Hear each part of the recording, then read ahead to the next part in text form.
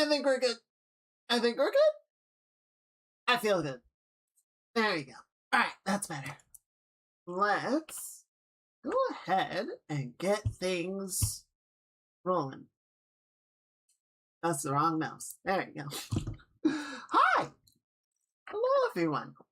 Happy Saturday. Happy 4th for those of you that celebrate. We did have Canadian Independence Day a couple days ago as well, so congratulations to all of them. Given the circumstances of everything, I don't have a lot to say on it. But I hope everyone is having a good weekend. If you are celebrating today, please celebrate responsibly and safely. Mind your fingers and toes. Keep them well away from all the hot explosive objects. Yes. Just a little heads up. I might need to help out my roommate today. If that does happen, we're probably just going to end the stream early. Just as a heads up. Probably going to be fine. But just in case it happens, I want you guys to know that I'm probably just going to head out at that point. But yeah, just in case.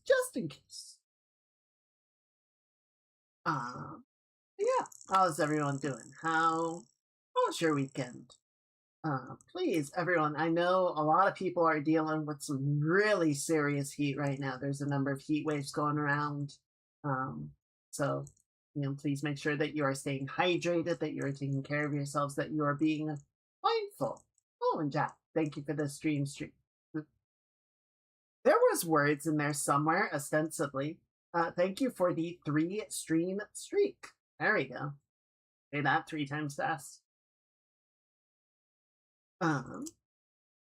Yes, let me tag games. Hello, Jack.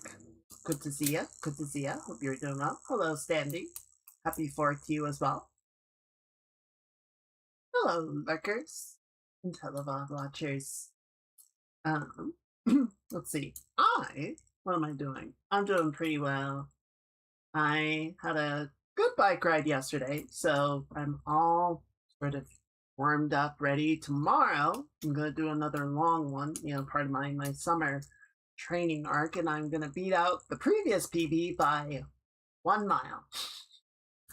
But it should be a good ride. It's going to be a new path, so, some new adventures, some new opportunities, stuff to see. There's going to be a fuck-ass hill in the middle that I'm not looking forward to, but it's one of those things that I will be glad to say I have done it, even if I only ever do it once.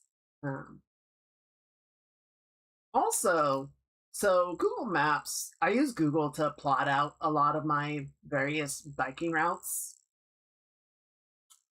And it's nice, it's good for plotting out the route, and it does on, walking or biking planning, show you the elevation gain on your routing, which is a nice feature. The problem is that the route or the elevation gain is stuck in the margin on the left-hand side and doesn't change its x-axis based on the length of your trip, right?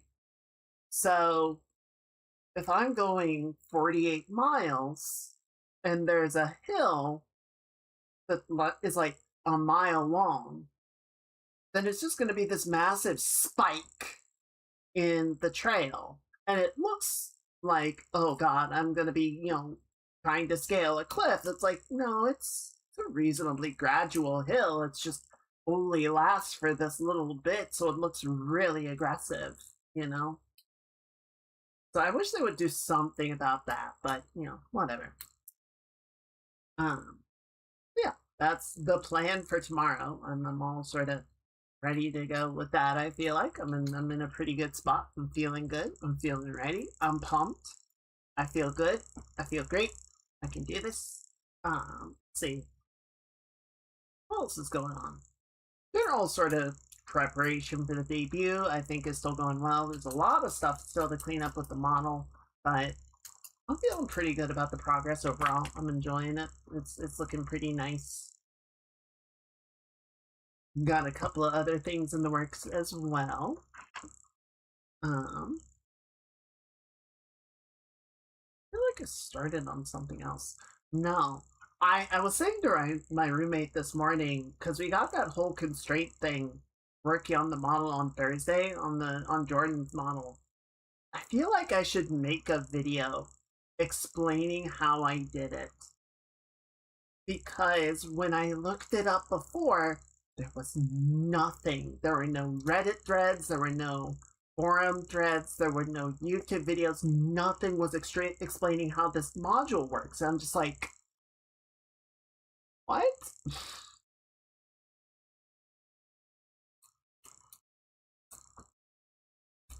Thank you.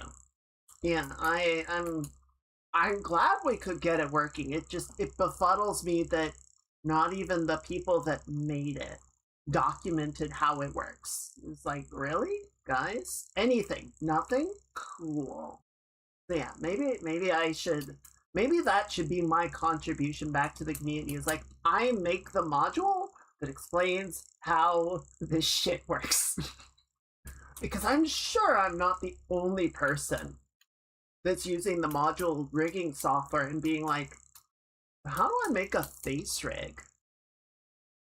There are definitely other people that are going to want to do it, and there's nothing explaining how. So, I don't know. Maybe I'll look at that when I get a chance. I also thought I might be able to actually get what we wanted, where we have individual controls for each of the eyes, and then a master control for both of them if I set up a constraint between the individual controls and the individual eyes, and then constraints from the controls to the master. So we would have like a 3-layer process instead of the existing 2-layer. Possibly. I'll have to look at that when I get a chance. I think that'll be an off-stream thing just because it feels like I don't want to spend a third stream trying to figure it out, you know? It would be a little silly. It would be a little much. Though speaking of engine developers and proper documentation, I saw this morning the developers formerly known as CCP Games, now apparently rebranded, I think last year maybe, to Fenris. They make EVE Online, which you guys probably know that. They have finished the work, we finished I guess earlier this week, of making the engine for EVE Online open source.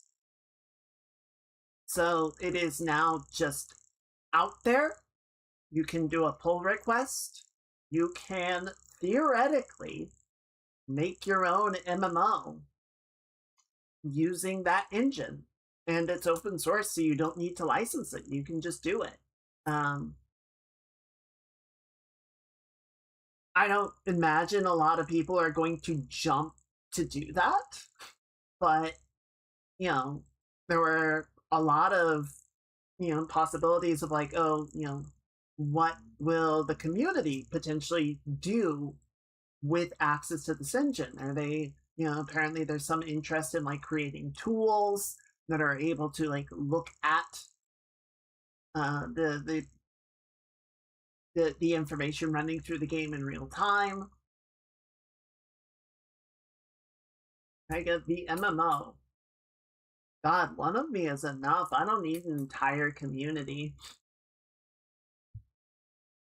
Could you imagine an entire raid group of just you? Like, just clones of you? That sounds awful.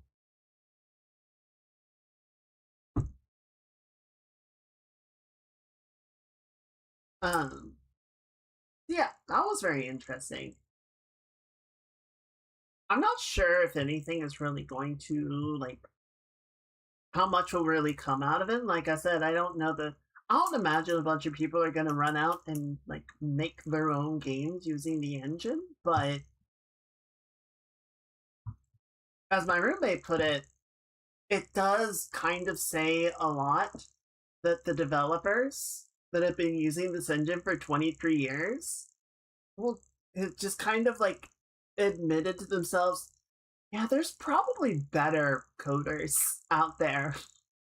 than us. And we can probably give it to them and they'll be able to find things that we don't or come up with ideas that we don't. Um, but there is, a serious benefit to like development by large numbers. Imagine an MMO where all the characters are modeled on Twitch streamers.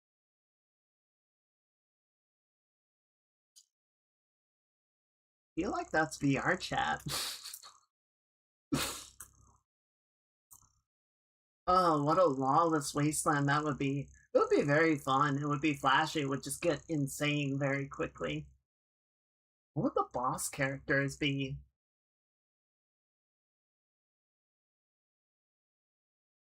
Probably be Twitch itself. um, there was some concern about, do you have like, do you allow bad actors the ability to do pull requests and dig into your engine? And their sort of response to that was, well, the bad actors are already there and they're already going to be doing what they can. And yes, potentially you make it a little bit easier for them, but now you also have a greater number of people that are digging into the code and potentially white hatting, right? Finding vulnerabilities and reporting them. Whereas before, it was just the dev team.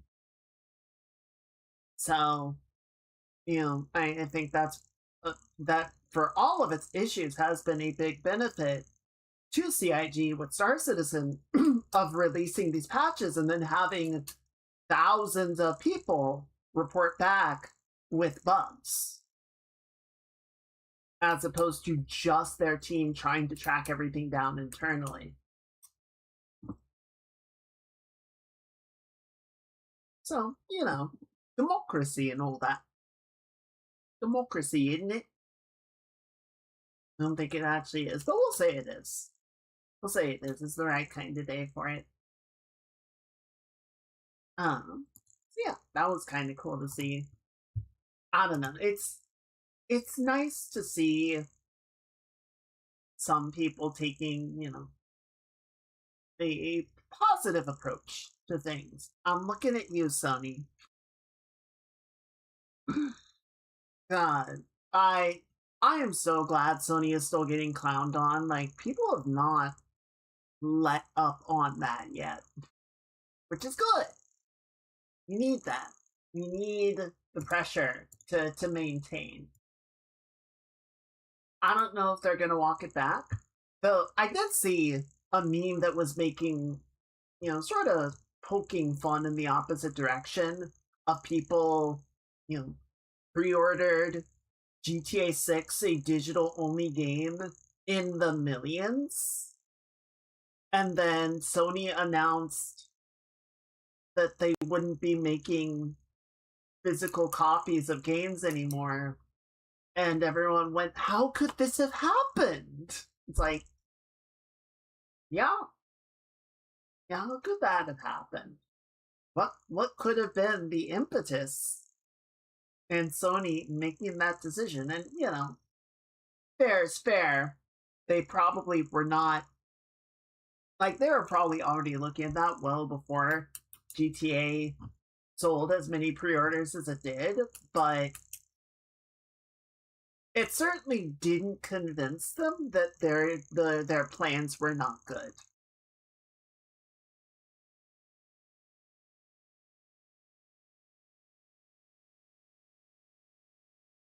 So I don't know. Um, one more little bit, and then we can start jumping into the game. So I have not watched the Edgerunners 2 trailer yet. I'm not really planning to watch that. I saw the release date is Q4.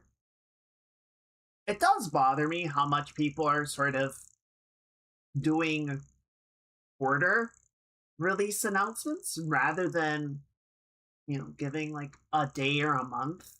But whatever. This is the world that we live in right now. Hello, Mage. Happy Saturday. I enjoyed that GTA told PlayStation to remove the GTA theme from the PlayStation icon. Like, hey, get the fuck out.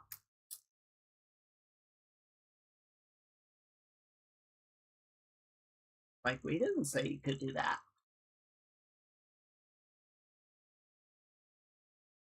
Also, no, I'm sorry. Rockstar doesn't get to be the good guys here. Rockstar is not the good guys. Um, I did see the trailer for. So, if any of you guys watch Star Wars Visions, the sort of collection of animated Star Wars shorts, so the first season of that, the first collection, was a bunch of Japanese animation studios. They basically went to each of them or a bunch of different studios and said, are you guys interested in writing and animating a short? And they said yes. They put together like 9 or so and released it in a batch set. Second season was international. I think it was much more Eurocentric, but it was multinational. And I think the third set went back to Japan.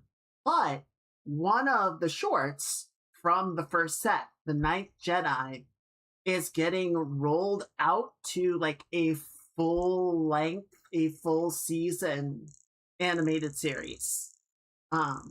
I watched the trailer for that. I think it might have given away a little bit too much. I think they could have played it a little closer to the chest, but it looks very interesting. I'm very curious with what they do with it.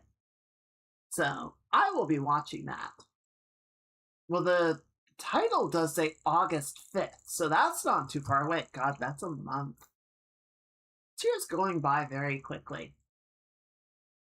For some reason, I thought it said Q4. No, Q4 was Cyberpunk. This is August 5th. Okay, that makes more sense.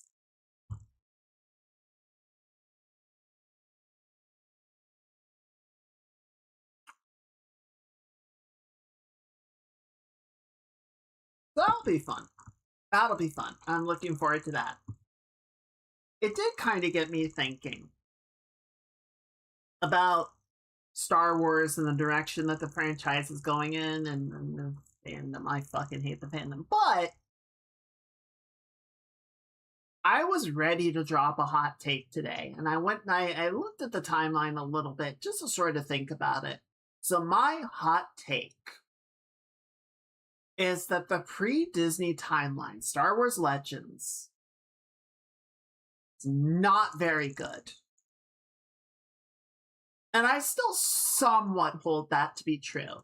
Having looked through the timeline, it's not as true as I would have initially stated it.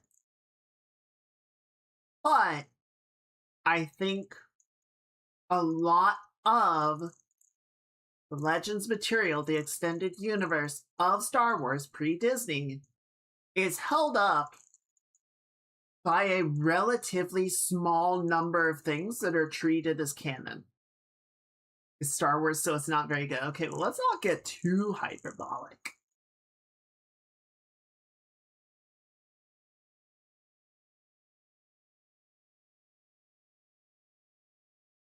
But there are a few things, Grand Admiral Thrawn, Mara Jade, that are that are good. And I think there's sort of a rose coloring nostalgia filter that sort of recalls the good aspects of it and ignores how many books and comics and video games are not. And, a lot of Legends, frankly, is kind of dumb or forgettable. Now, I'm not going to say that, the Disney canon is better. I don't think that it is. And I think where the Disney canon has really shown has been sort of in the periods between episodes 3 and episode 7, right? All the stuff that has sort of fleshed out the Galactic Civil War, the Imperial Civil War. and some of the stuff exploring past the fall of the Empire. I think that has been pretty successful. Everything else has not landed great. So I'm not going to say that that's good. And I think there are definitely ideas from Legends that they can call upon. But I don't know. All of the people that are just like, let's just go back to Legends and readopt that as the proper king. I don't necessarily agree with that either. I think in the same way that people mentally cherry pick from Legends, I think we can pull ideas from Legends and bring that forward. Like, we've already done that a lot, right? We did that with Thrawn. We've done that with a number of the different designs. The thing that got me looking at it, so you guys remember the Executor, the Super Star Destroyer in episode 5 and 6 that Vader walked around on and was like, this ship's too big. So apparently there was a sister ship. They made a second one of those. And keep in mind, this thing is like 20 kilometers long or something. It's an absurdly big ship, okay? So they had a second one built in secret. Like the construction was even given the same name to obfuscate its existence, but it had a separate name. They then took it to Coruscant and hid it under the surface of the planet. Like they somehow just carved a giant trench in the upper deck, parked the ship, built back over it, and then force mind wiped everyone to forget that it ever happened or something. And the idea was this was Palpatine's escape vessel. If Coruscant was ever under siege, he would flee to the Super Star Destroyer and just lift up and tear a giant chunk of the city out and leave. I'm just like, this is dumb. This is so dumb. How was any of that supposed to work? Yeah, it was a great plan. It was a super good plan. Yeah, so obviously none of this happened because Palpatine was on the second Death Star when he died. But apparently in one of the Legends comics, some high-ranking Imperial officer knew about the contingency, and so when Coruscant was under siege, went to the ship, with their cadre and enacted the plan and, lifted off and managed to escape and tore up a giant section of the city. I'm just like, this is really bad. This is really dumb. This is stupid. There was a fan video. There was a well-made fan video, but it was it was creating the Battle of Coruscant, and it was that scene where the Super Star Destroyer lifts out of the surface of Coruscant. And I didn't know that that was a thing in Legends canon. When I watched the video originally, I'm like, it's a well-done video, but this is really fucking stupid, and there's no way that this would ever happen. And apparently Star Wars said, yeah, it did. it happened. So, I don't know. I love Star Wars. I think there's good stuff in Legends. Let's not pretend that Legends is good through and through, right? To start the hyperdrive while still buried to tear a big fuck off hole in the planet to escape. Yeah, what if we just hyperdrived in atmosphere?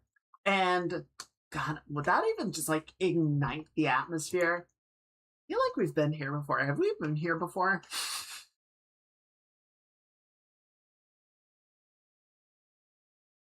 the amount of energy taking off a hyperdrive in atmosphere would be horrific. I feel like that would be so scary. But I will continue to say up and down, the Yuuzhan Vaughn is fucking stupid and should never be brought back.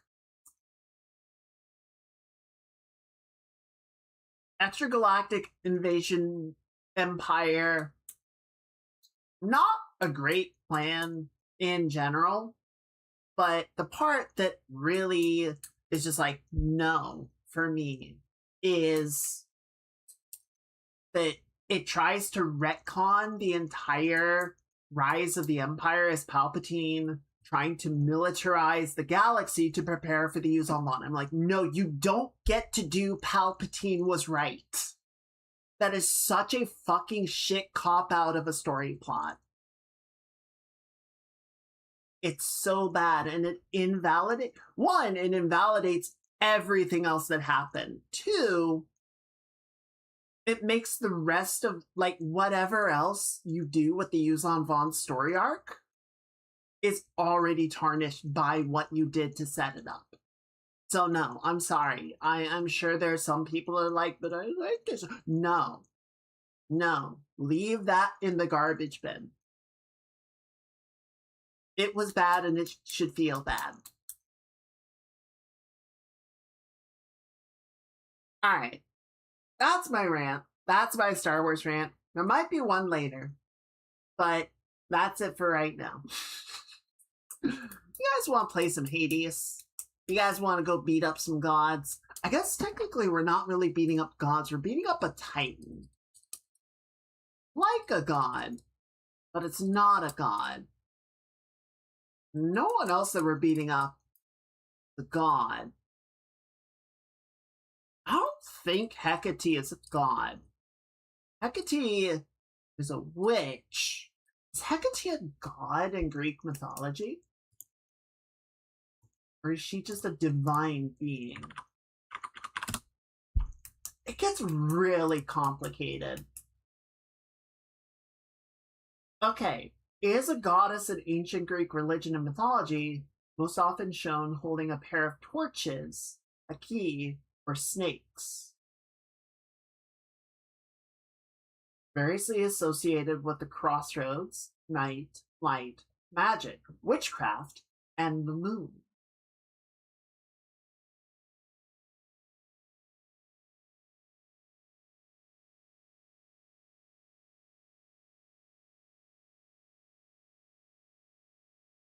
So I guess that explains how Hecate has such a level of respect from the others. But she's also not odd?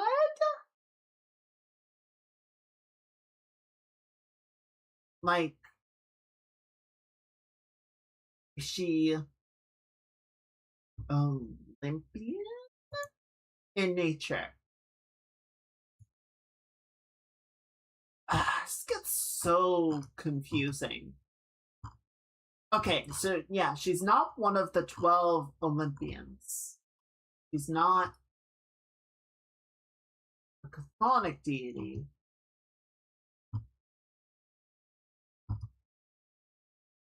Wiki just has her listed as one of the others. The Titans do still count as gods. Okay.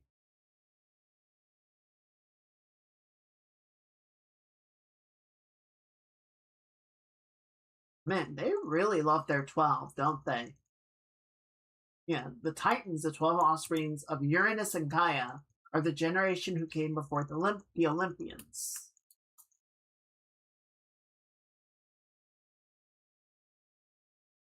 Sure.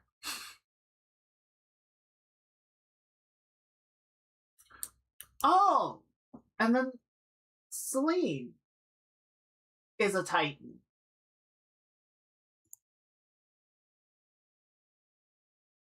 Man, so her helping us fight Kronos is really interesting.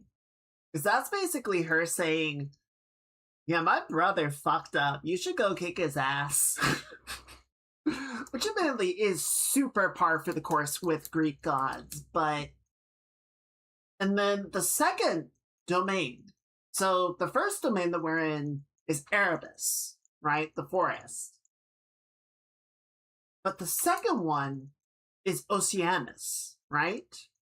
That's where Scylla and the Sirens are. Oceanus is also a Titan.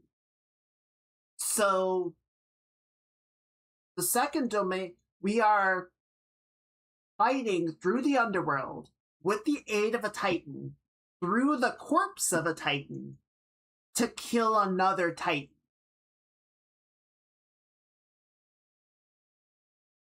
I know Supergiant is playing very fast and loose with all of the characters and their personifications and mannerisms and relationships to each other, and that's totally fine.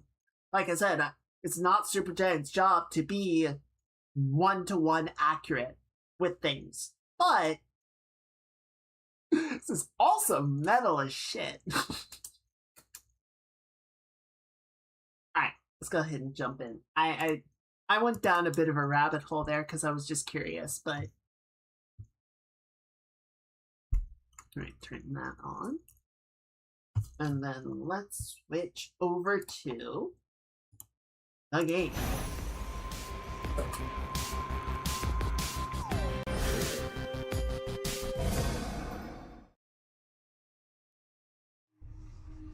I could have had him. Almost had him last time. We got very close. The Titan of Time. Even with all my training, I just couldn't beat him. Yeah, but you're like, what, 19? Cut yourself some slack, girl. What's up? You've been staring at that picture more and more. Happy family? Well, it's starting to get to me because I think it's starting to get to you. Don't get all misty on me, Mel. Thank you, Dora. Though you needn't worry.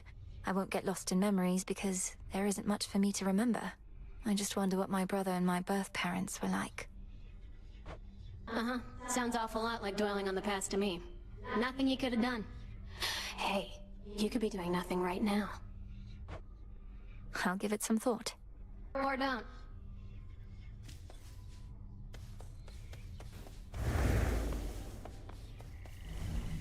Oh, good. Eris is back. Huh. Such a mess. Why are you here? You know how come I'm really back, don't you, Trouble? Because things finally started getting interesting. But you're trying to put a stop to it. Oh my god. I won't let you cast doubt on my task.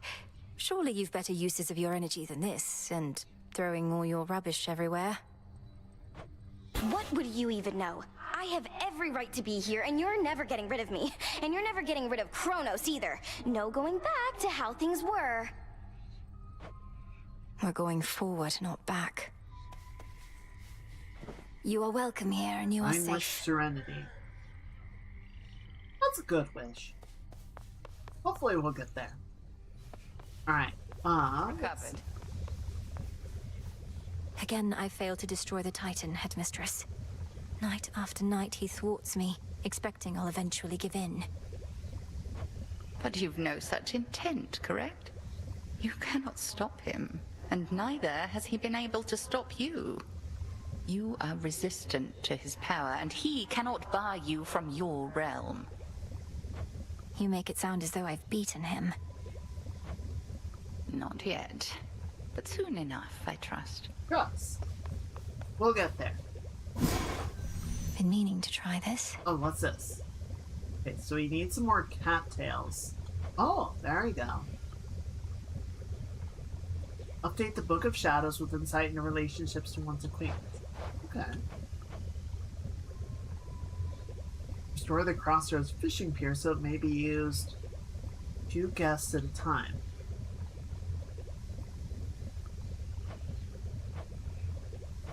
Okay. Go ahead and give me that.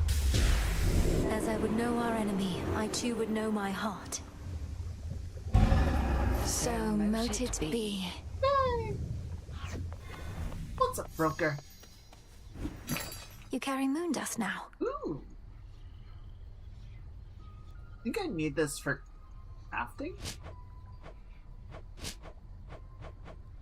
Alright, well, I'm not going to buy any right away. We'll see what I need it for.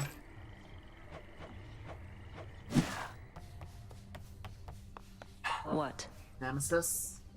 Can't believe you got to Kronos before me. Knew you stood no chance against him, but didn't think you'd get there at all anytime soon. Yeah, well, I'm just built different. Is that supposed to be some sort of compliment? Or an apology, perhaps? No. How did it go? It could have been better. Wait, hang on. Need that. You're ready. Hell yeah! I heard your efforts to bring Cerberus back to his senses were successful. At least temporarily, Goddess. He bounded off to Tartarus only to be cast out into the fields again. Guess I got to him. Doesn't seem like you managed to do that. Yeah, where were you? I didn't see you, like, at all. That's what I gathered, yes. In Tartarus, he seeks his master, my father, whom I happened upon bound in chains. Kronos is torturing them, mocking them. Kronos is using them to get at you, instill in you emotions that compel you to throw caution to the wind. Remember, wars are won and lost in hearts and minds. Did you not act on your emotions in your mortal days? We don't talk about that. And just look at the mess I'm in now. Okay, you know what? That's fair. Okay, so I got poppy mystery seeds make random plants. Interesting. Live and thrive. Plenty of room to grow.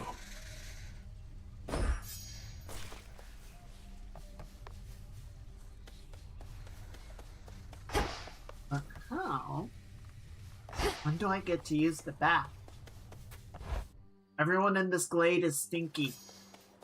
People need a bath. I should be able to increase my grasp. Oh. Oh, wow. I got a ton of psyche. I see it now. Alright, so I've got 2, so I should be able to do one more.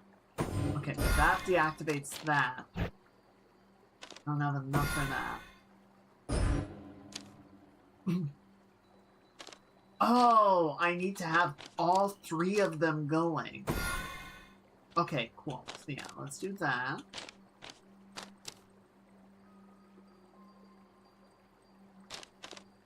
Or I could do... and unlock this. You activate 3 random arcana.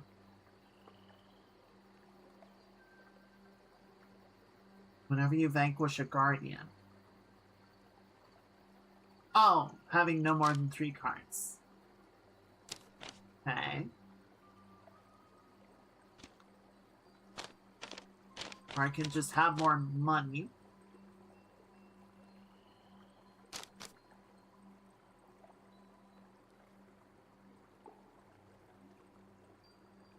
With each move in an Omega combo.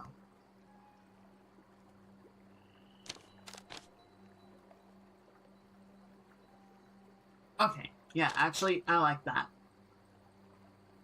It'll just slightly increase my chance of good finds.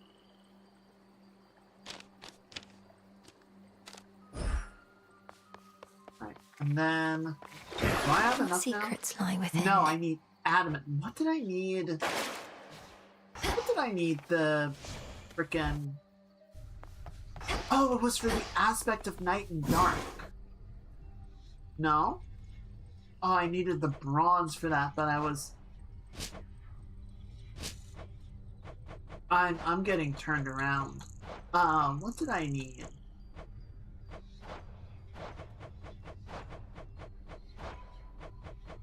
The Fateful Bond is what I needed the Thalamus for. And I have enough. Now, my blood is bound by fate, yet blood runs free. Release me from this realm. Become my key. You have it. I do? Let's try the surface one more time. Let's fucking go. Impressive. Though your path shall still be fraught. Well, my mama didn't raise no quitter. What's up? Think I can raise my grasp. What? I got more psyche from somewhere. Alright, let's take the axe today. Sore effect. Right. Deep breath.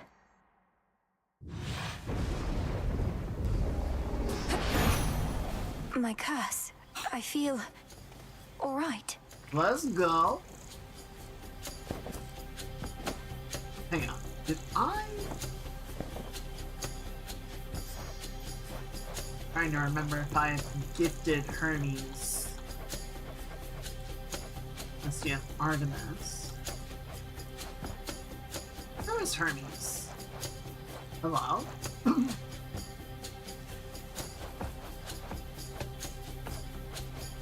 Okay, so I have done all of those so far.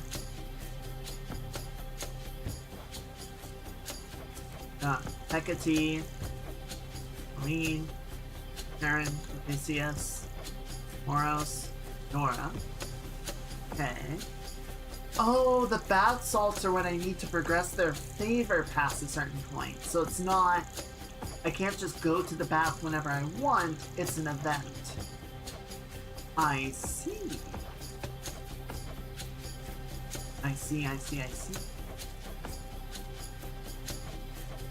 Okay, that makes sense.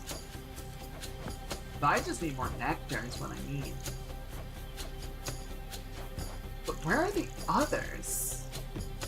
The rest. Like, where's Hermes on the list?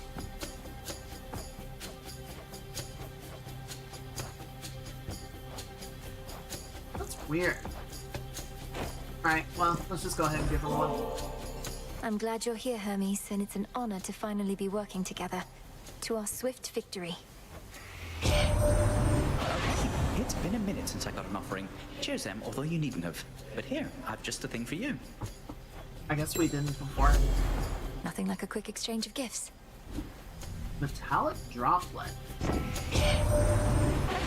Don't know exactly what you did, or maybe heck, but you seem much more yourself than last I saw. That's great, because to make it all this way, you're going to need every bit of strength and speed.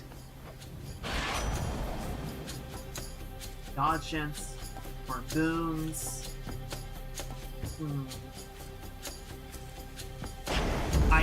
Time to send a message.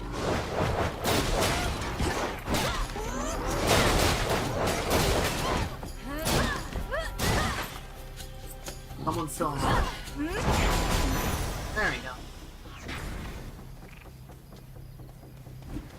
Few entrances into the underworld exist, and one of them is through the Acheron, whose accursed waters bear the weight of all the woes of mortal kind. If our foes can use this as an exit, so can I. Sounds like a really miserable river. Have to get out of this damned city. From the docks, I can find a ship to cross the rift. Should be able to reach Olympus from there. Fun. Oh, let's go. Okay, I see why some people really like this.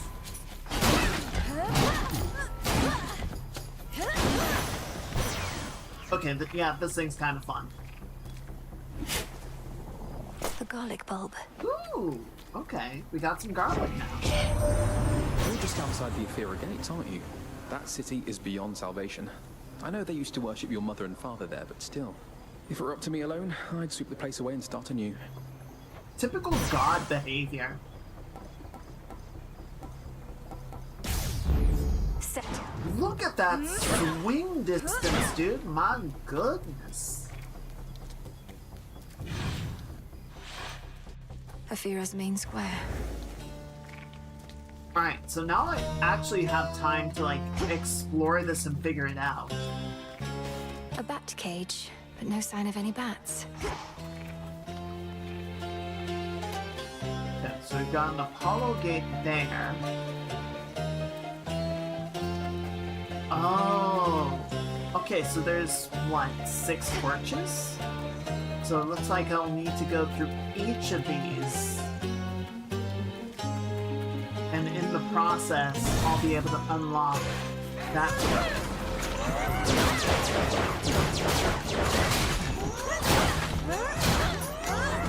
Shades are trapped within that pylon there.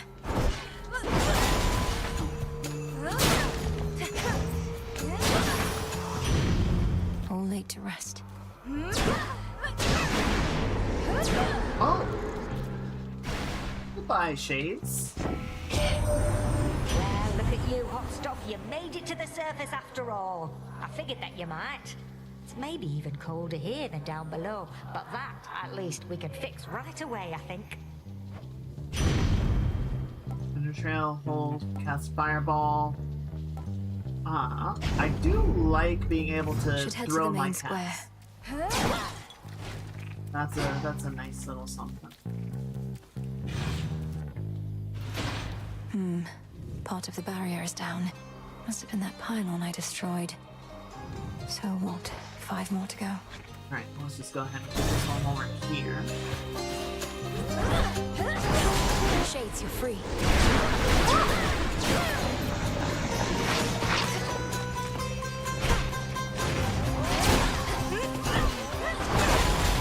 That's very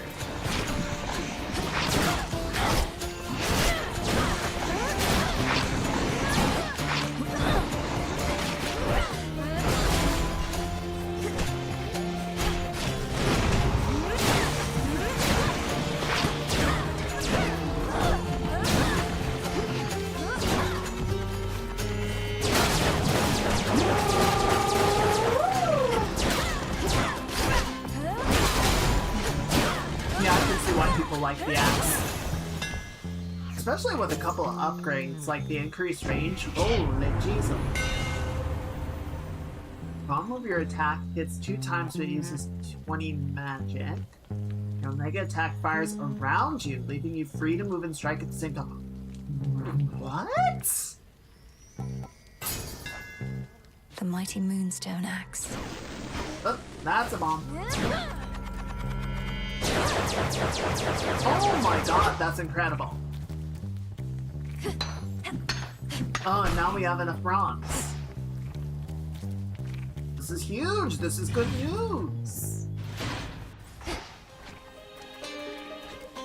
The barrier's lost some of its strength.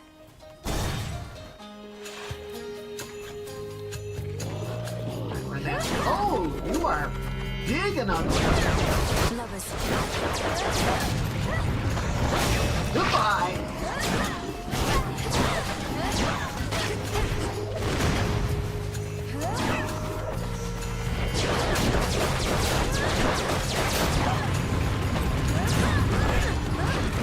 Ow, ow, ow, ow, ow.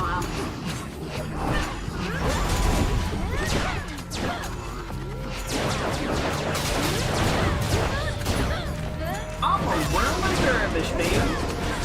Almost finished. I bid you welcome. I feel you closer to my light. Auntie? You suppressed that fate-wrought curse that binds you to your realm. I was uncertain such a thing was possible.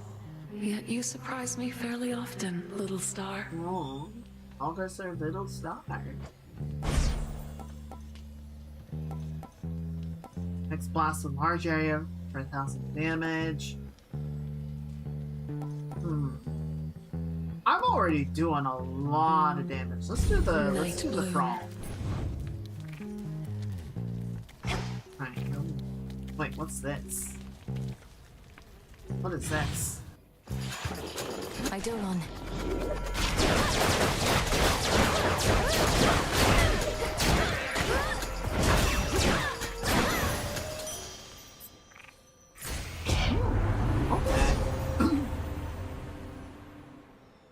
Use one every second. Whenever you enter location, it starts already charged. Rage move. Your servants move and attack faster. Raise servants to appear within the binding circle. Any after you take damage effects from the boom. Okay. That's pretty cool. 500 damage the first time they hit. Take 20% of the damage you would have otherwise taken. Let's, I think, do...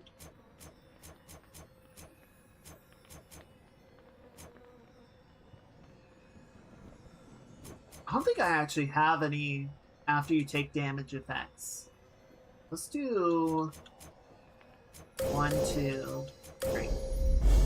With Seleni's grace. Selene. I keep saying it wrong. I hope she's not mad at me. Alright, 3 pylons down.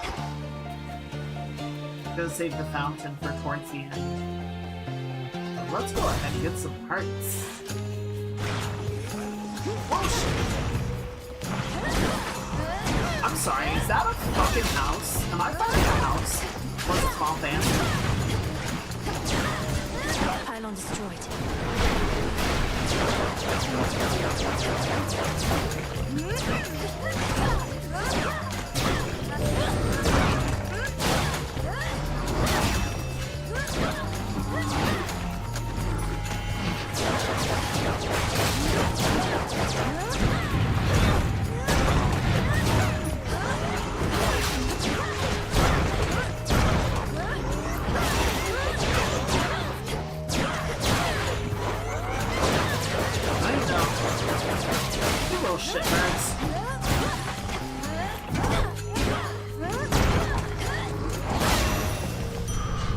Area clear.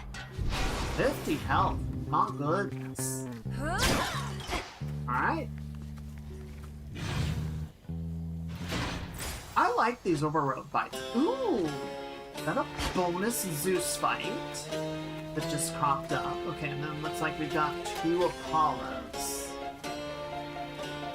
There's something down here. No. Alright, let's do this Apollo fight, and we'll go back for Zeus. Cutthroats.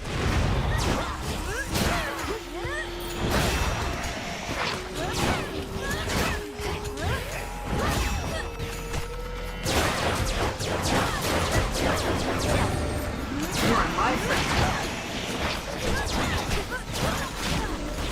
Ow.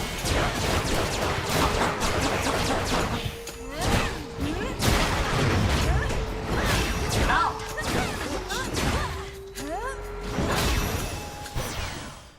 Hear me, on my authority. Missiles deal more damage in a larger area. You deal more damage until you take damage. Attack has a chance to hit twice. Very low chance. But if it lands, that'll kind of just destroy everything, right? Be free, my shades. Alright, come on, Leos. Oh, alright, and then where did that Zeus spin go? Let's get that one. Bronze piece.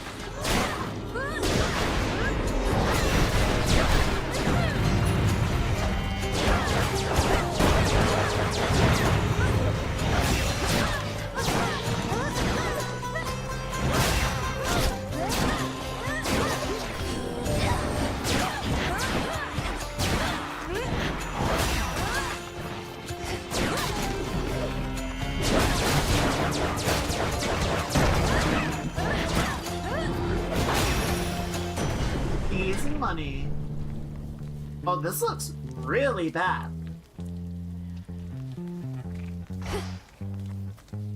I didn't realize. I don't think I noticed the pile of dead bodies Something before. is different with you, niece. You seem so very much alive. Upon the surface here, no less. You cured your curse somehow? Impossible. Well, the Fates aren't really here to keep it enforced, are they? Strikes him at chain lightning that bounces up to 4 times, but you prime 50 magic. Okay, but hear me out. Okay, but hear me out. Imagine turning into a Beyblade, and then the Beyblade shoots lightning. Like this.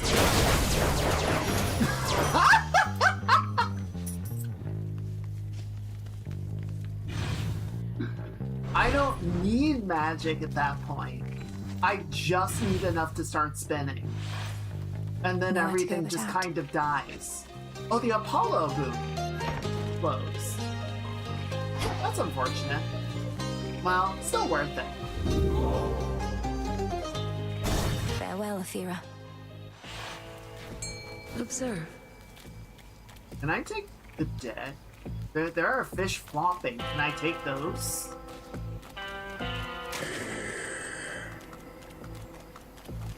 Can I take all the floppy fish? Come on out. I caught a ribeye. A ribeye? I don't think that's what you think it is. A lonesome, dusty path from the necropolis exhibits much of the decay within, yet provides comfort of a sort to all the many simple shades nearby, with nowhere left to go. We'll find you a new home. Oh, it's all the shades of the sheep. That's so sad. But also kind of cute. I didn't actually get that much money. You've come to aid me even here, Lord Charon. Though I imagine not even you can travel much farther where I'm headed.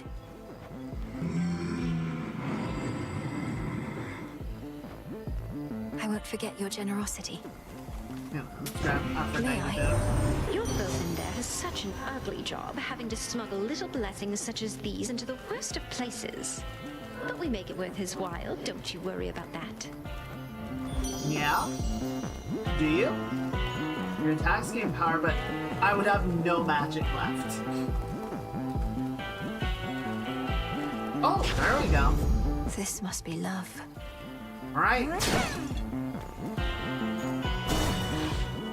First time. Is that the Cyclops? You frighten my sheep. That's a real no-no in this town. Wait, so he's got a... Oh yeah, I think it is the Cyclops. Is that the Cyclops from the Odyssey? Because he's got the headband. Because he's blinded. And then he painted eyes on his chest. But he didn't paint the nipples. Sure. I apologize for my transgression, Cyclops. What do I owe you for the inconvenience? I can pay. Oh, you pay. The punishment's getting eaten alive by me. Sorry. That seems unusually strict. There's no use following a senseless code of law. Only kidding. I do make the rules. And I get real tired only eating sheep. Then you'll eat dust.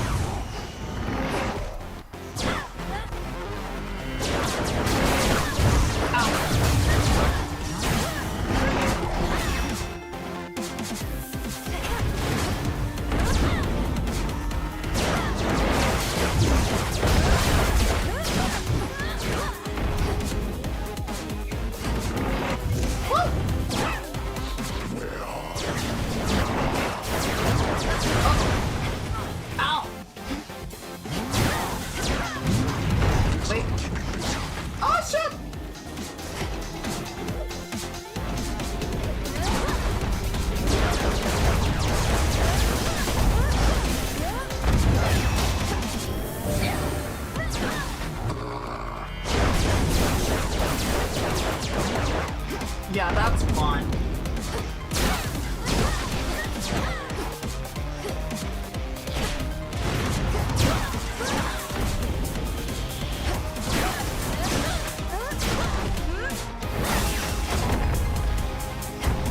What does hitting the shoot do? Doesn't seem to do anything. Which is probably for the best. Heads up. Okay.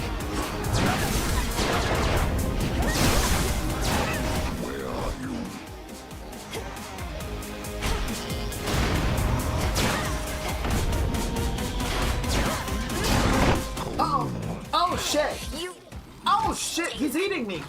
Oh my god! So that's what happens when he tries to... Wait, is he eating my frog?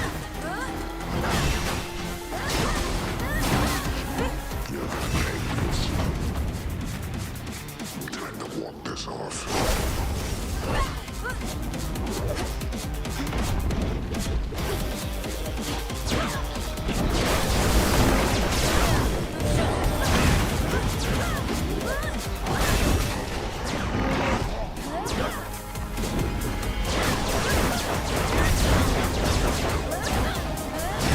Bye, Cyclops.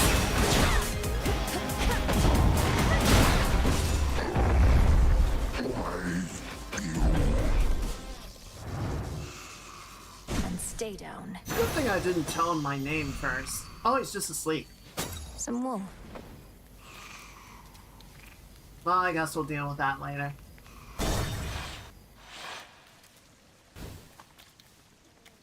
Hey, little fellas. Oh, aren't you all so cute? Derpy little guys.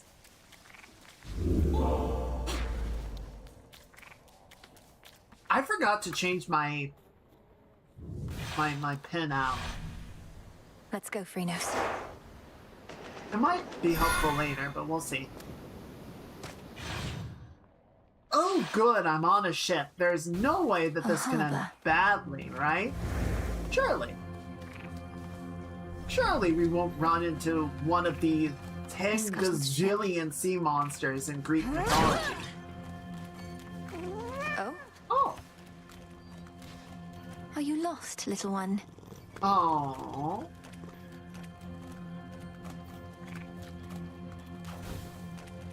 Ran off.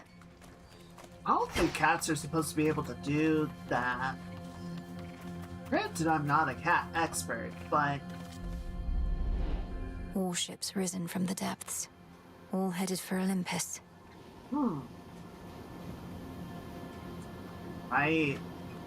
Kronos has control of the underworld. Combined with his power of time, he can just It's got a summon spectral armies. gate. Take me away. Sup, bitch? This must have been the closest ship. I'll take it.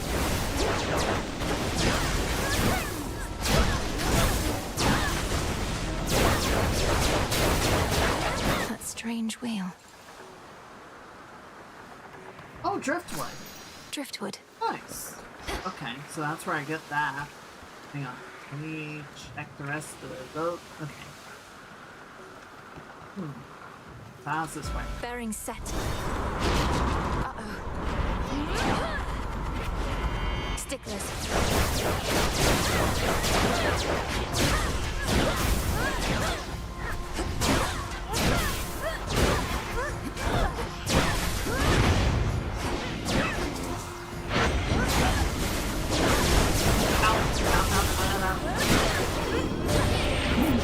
Damn, it was a coin toss, which was the last one it registered as dying, and I lost it.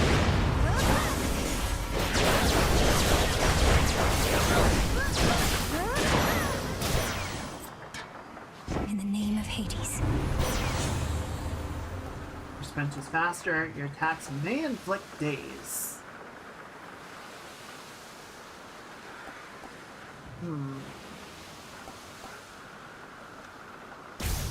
Do that. Need to get off this ship. Alright.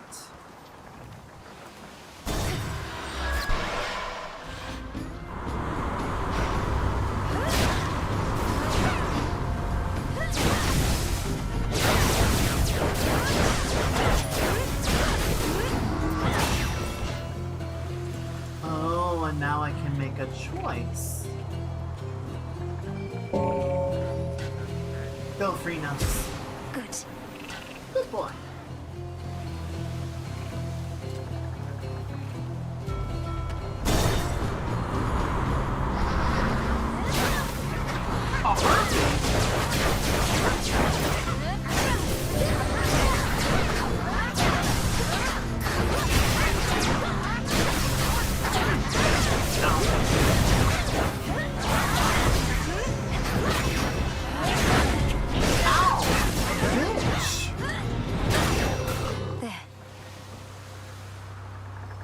Oh, wait, I can transform it. Into what? Oh, no. Oh, and then we just keep going? That's interesting.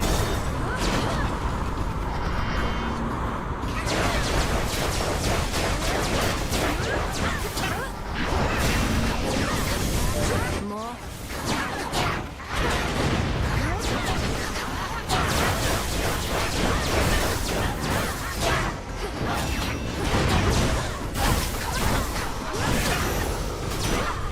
Not good enough. Oh. Yeah, it could have gone better. Alright, mini boss time. Hi, Charybdis. That more.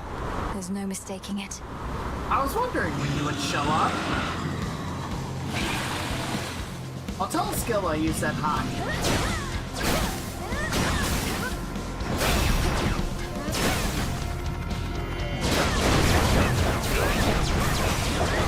Oh, these are. I thought I was just getting rid of these to like clear out the attack. But no, this is actually where I do damage.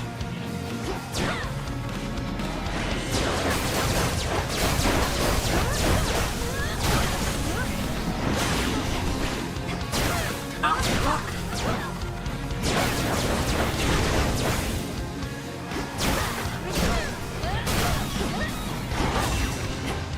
I'm in danger. Alright. That's 50. Ah! Holy shit! Okay.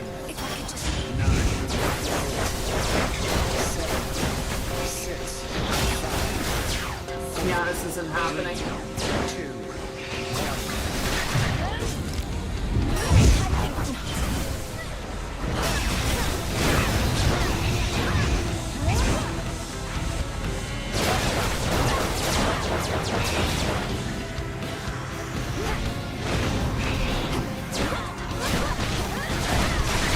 Oh god, the fucking projectiles hurt so much.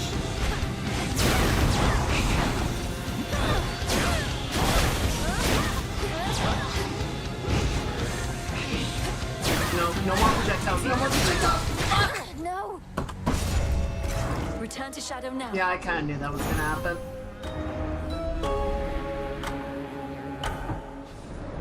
The engraved pen helped you withstand your foes for longer even than I thought it could. Your bond with it is strong, meaning our bond, but it was not enough. I think I'm supposed to be the one feeling frustrated right now, Lord Moros. This certainly isn't the pin's fault. Well, nevertheless, may I escort you back to the crossroads at least? I know returning can be quite abrupt, but I can mitigate a bit of that.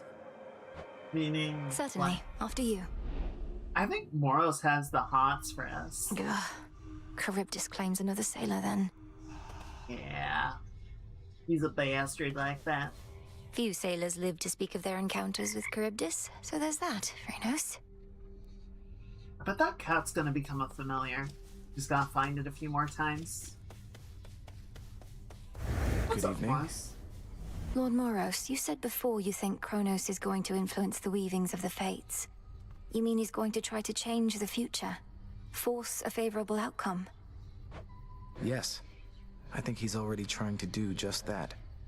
Unfortunately for him, the three fates can be a bit headstrong. I trust they may be quite resistant as captives. I can't imagine Kronos tolerating insolence, whether from your sisters or anybody else. How he must hate them. When he was overthrown before, that was the outcome of a fated prophecy. Indeed. As for now, I sense there are no weavings happening at all. No new futures foretold. Kronos believes he has no prophecy to fear. Yet I believe this is an opportunity for you to make a better future for us all.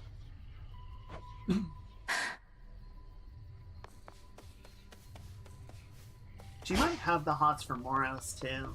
Back amongst the dead. It must be very difficult for you up there. My aim was to prepare you for the dangers of the underworld, not those Olympus ought be able to take care of on its own. Every misstep on the surface is a harsher lesson even than below. I've become more used to it, but I'm constantly reminded I should not be able to set foot up there at all. And yet you carry on. Notice how I do not even attempt to cure you of that stubbornness. It is probably your family's most pervasive trait. It sure the fuck Well, is. if you wish to keep making things even harder on yourself, at least you know the way. I like having options.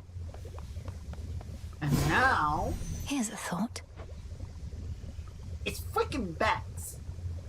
Make use of the all-seeing bats in their cages around the city of Aphira to better orient myself. Oh, so I can, like, zoom out and see the entire city. I getcha. I getcha. I see. That's what I need the rubbish for? Hilarious. Alright, where is... There you are. Oh, I need Nightshade. Shit! Forgot all about it. Ready to come out? That's okay. I can plant it right now. Keep an eye on it. I must admit, on some occasion all the tales you told about the sea monster Charybdis felt almost beyond belief. Now having faced the blasted thing, I feel you sold it short. What, faced Charybdis? Ah, goddess, I'd heard reports about some sort of whirlpool within Poseidon's Rift, and now my fears confirmed. At least she didn't swallow you outright. Any practical advice on how to deal with her? Avoid her at all costs? Not really an option, but I'll keep it in mind, I guess. Here are the bones.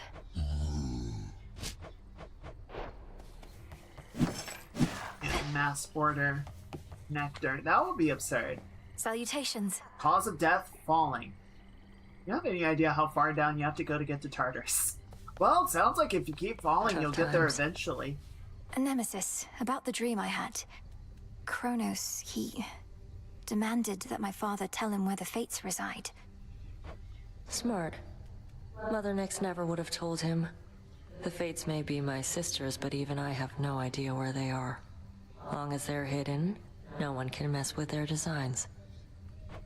You don't sound especially concerned that Kronos apparently found the three Weavers of Destiny and may be forcing their plans for the future. Really? I ever give you the impression I had any hope this would end well? How could he have found them? Wouldn't the fates see the threat coming? They're always weaving. That means even they know only so much in advance. Kronos is time. Time moves faster than expected. Well, when you put it that way... I don't know. I guess it's never been, like, super clear to me whether the fates are actively weaving time themselves or simply pull it into existence, if that makes sense.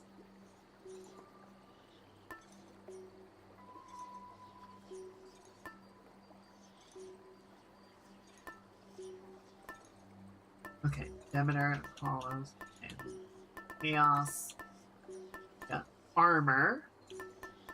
And what's this? Okay, that's Zeus. Oh yeah, and then we got Ghost Onion, the Evil Eye.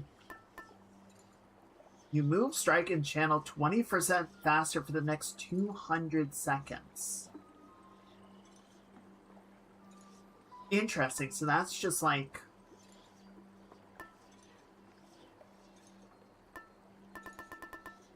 So it lets us speedrun. I bet this is going to be really popular for speedrunners. Speaking of which, SGDQ this Sunday. That's... Oh shit, that's tomorrow.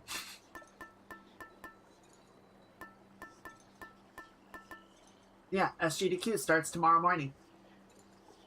I love SGDQ. Well, I say SGDQ, both of them. I love GDQ. Such a wonderful event. To all of you just joining up, welcome. Ignium. I understand your What's up, recent Sky? journey to the surface didn't last so long, young one. Life's hard up there and always gonna be. Not like your cushy underworld. I'm not accustomed to it yet. Everything's intensified. Whenever I fail to evade a foe, I feel it even more. Well, you're not gonna have an easy time. Hey, you made it. This must be quite a change from Thessaly. I'm so glad. Alright, let's give the overworld one more chance. Unfinished business we here. might head back down. Excuse me. The crest of the Queen. I'm sorry, what? When you say queen, do you mean... The family stands united in our cause. In the name of Hades, Olympus, I accept this message. Hera? Pleased to make your acquaintance. Oh my god! Welcome to our world surface, such as it is. I promised the family that once you demonstrated your resolve to us, then I'd take you under my wing. And I always keep my vows. Oh my god, she's so beautiful.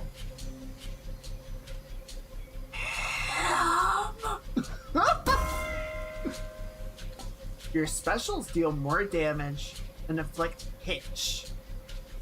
Afflicted foes take 30% of damage dealt to other afflicted foes. Ooh. Okay. I'll take that. Her Majesty the Queen is with me now.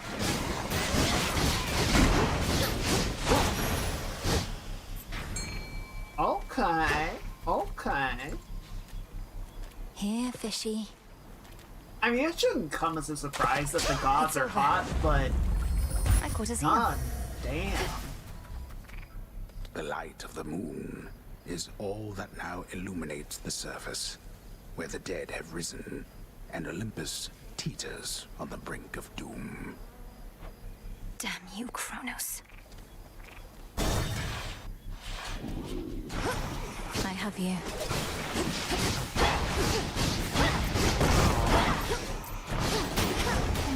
Couldn't do it. Because I'm out of magic. Damn. Boss. Time to leave here, Rem, and we need you at the bottom of the underworld and the top of Olympus. 2 places at once, my sympathies. The trick is to move really, really fast. Noted. Chat, write that down. Sprint is faster and gives you a barrier. The dodge chance and move speed, the more boons. Yeah, let's go for that. Stack them boons. Gap in the wall. You're the help? Oh, that's rich. Friendly word of advice, sister. Stay out of my bloody way, else you're liable to get hurt. Now scoot, and tell whomever sent you that I work alone. Yay. Your threat is duly noted, son of Zeus. I'm headed for the docks, but understand this city's sealed shut. Then you understand you ought to turn back. This town is dead. It doesn't let the living pass. I'm daughter of Hades. The dead shall answer to me. They may just need a little encouragement. Try all you like, but remember you were warned. Thanks, bro. Dude, he looks so cool.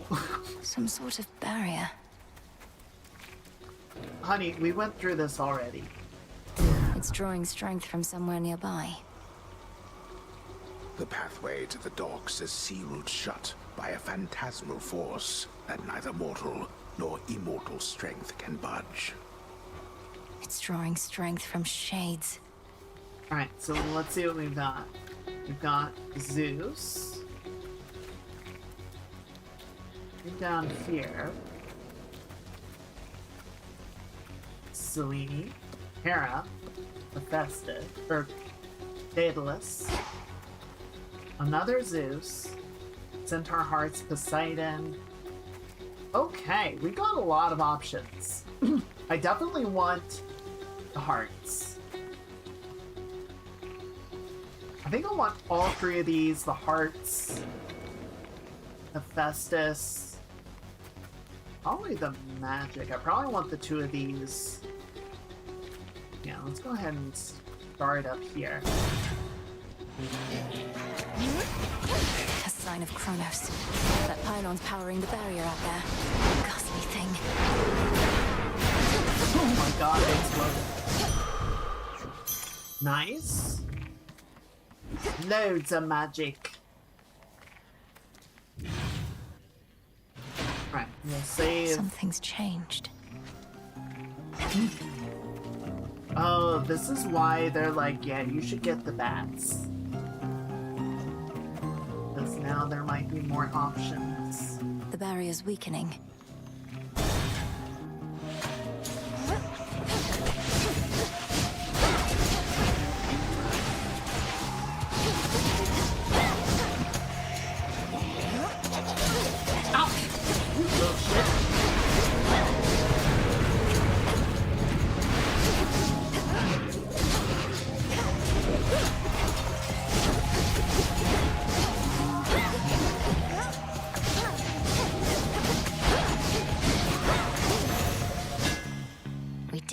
Beat up my armor. Now your attacks, you move and fire faster. Now speed 20% faster. Your special. There you go.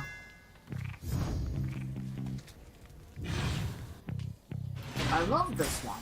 It's so good. Alright, let's get Terra. Hold still in their shades. Here come the shades.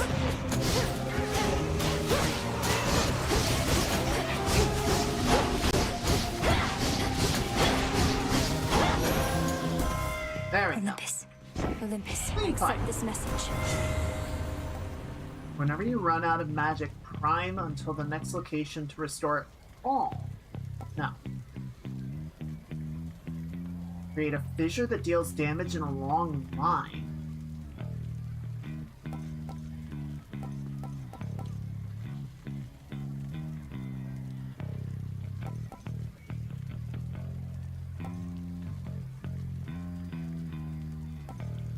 Yeah, I definitely don't want to do this.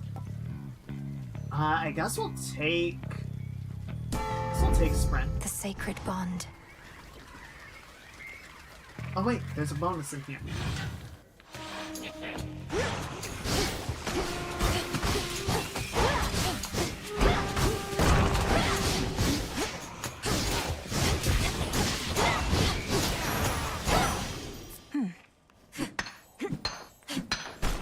Oh, I'm just tearing apart some mucker's armor.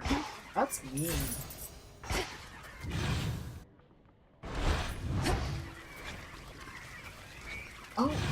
Oh, there's a lot of bonuses.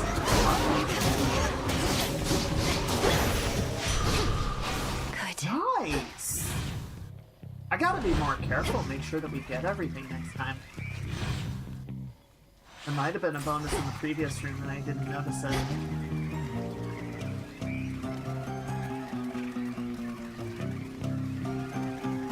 Alright, let's see. We've got 3 more. There was something on this side, right? Yes, there was a Zeus spin. We got Celine, Hearts. I think I want to take the Hephaestus. Yes. Let's get Celine on board.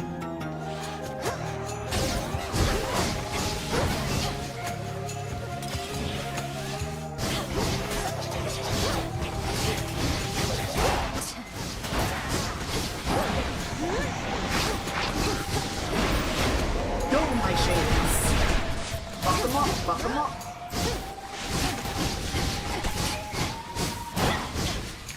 Someone's still alive out here. Oh, there they are.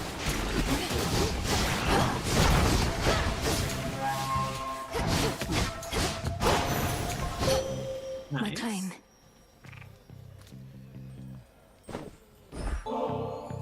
To you, Selene. I never feel lost knowing the moon herself is there to help me find my path.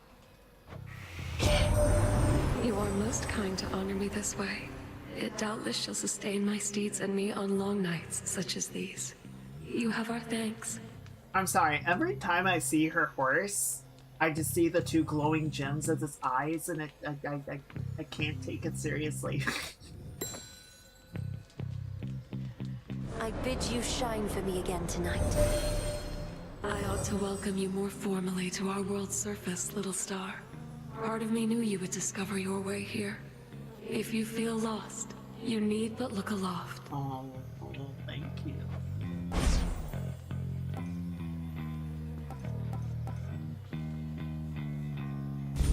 Together we shine. Now we Silver Sisters ride. Ooh. Let's ride. Alright, you need bonuses? So like, oh. Not this time. Maybe we just got really lucky in the previous room. So many different streets. Alright, 2 more to go. Let's get Estes in here. And then we'll close out with the hearts. Oh my god, that's so many people! There's Violet. Well, no.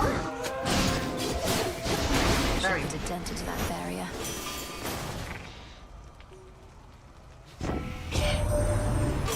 What are you doing on this side? You lose your way? Thought you had business on the underworld, not here. Mayhap I'm just a bit out of the loop, is all. You need this stuff or not? I have friends everywhere, Hephaestus. Okay, so that'll replace it. Start of each encounter, gain armor for 7 seconds. Next cause a blast. I do like... I mean, it won't last forever, but... Good starting hand of defensive armor. Not bad. Alright. Let's take these rings down. Just watch your aim.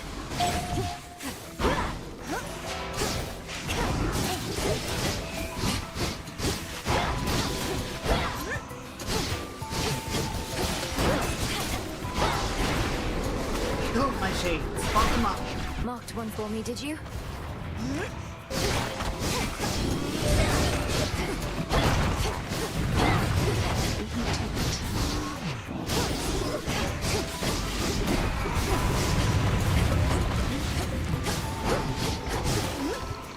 I can't.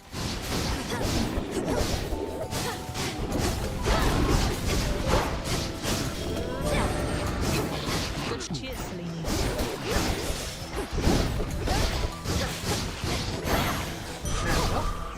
Area secure.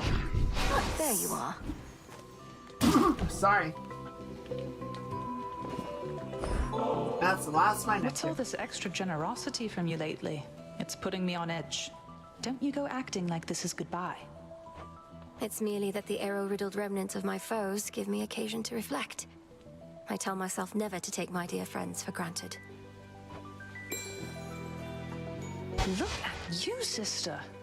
Your brother once had us all convinced he was trying to fight his way to Olympus. Now none of us can believe you're trying to do it for real. Hermes wouldn't have asked me to go if it wasn't important.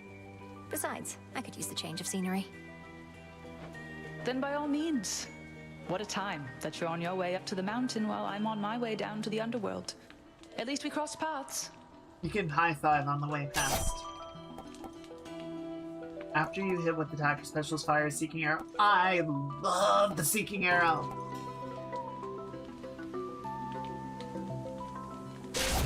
Very well. Perfect. Moonlight guide you home tonight. One of the best abilities in the game. The honors, please, Phrynos. Well done. Excellent. Alright. I'm so glad they just brought it back. Like, they didn't even change it. They were just like, yep, here you go. We know you like it. Finished here. Right.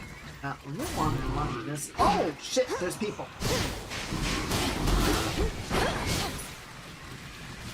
Why were there people this time? Might as well take a sip. Thank you.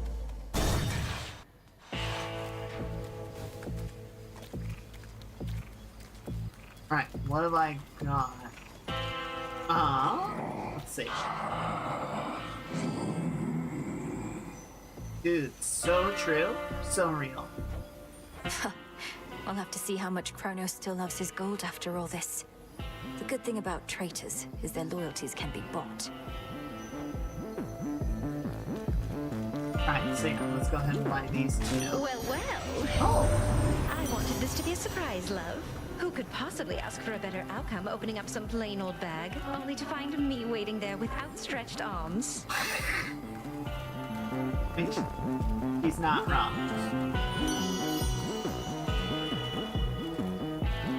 Your cast inflict me. Those your attacks gain power whenever you use. Actually, yeah, do that, because I'm just using magic constantly. Beautiful. Company. You went through my old barn the other night while I was out. Could have cased the joint, but you didn't. Drank from my well, and that was it. I'm no thief. And besides, your residence is filthy. You could stand to clean it up instead of facing me. Let me know if you need assistance, as I'll soon be passing through again. Nah, thanks. If it was tidy in there, I couldn't slip my way around. And also, you shut up. I don't go telling you the way you ought to live.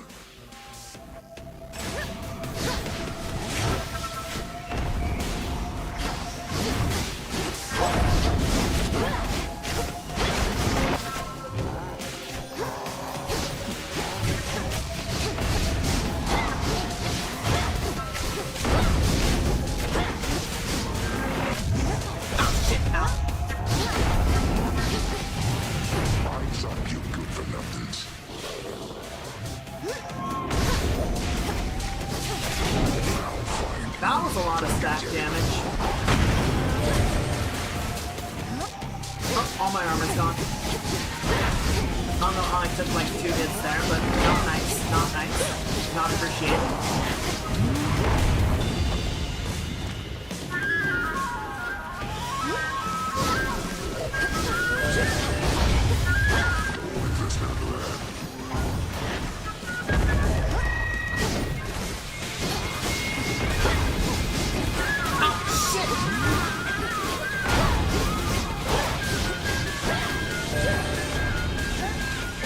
Not the best ability, or not the... Oh, god damn it! Could you stop doing that? That flute's going super hard, though.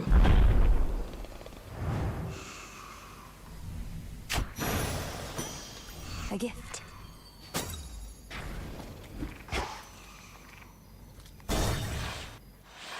Okay, I'm gonna have to watch out for that attack in the future. That hurt a ton, dude. Estia, are you in there?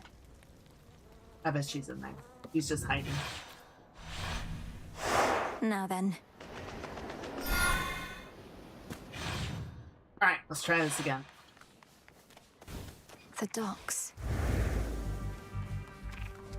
The spectral gate is still intact. Oh, there she is. Oh, that's what I need the snacks for. I got you something. If this treat is to your liking, then it means we share a bond. We do. Your name is Tula, isn't it? Aww.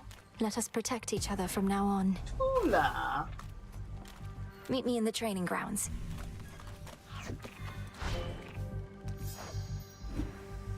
You have your theories about this one. Cats seldom roam the shores of Furia, certainly not of late. What else the species nature would allow? Hello, Tula.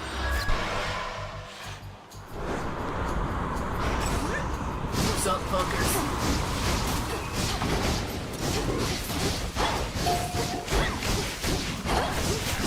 Next bearing.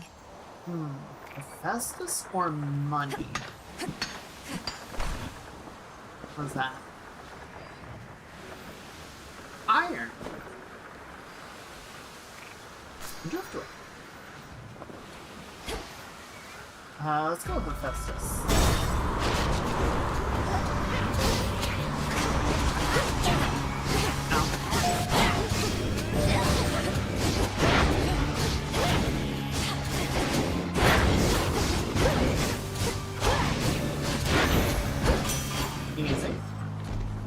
In the name of Hades. Your attacks cause blast. Both seconds, your cast deals damage 3 times. Whenever you take a hit, shrug some of it off and restore magic. That's really good, though. I need more. I don't really need more magic. I'm already restoring enough.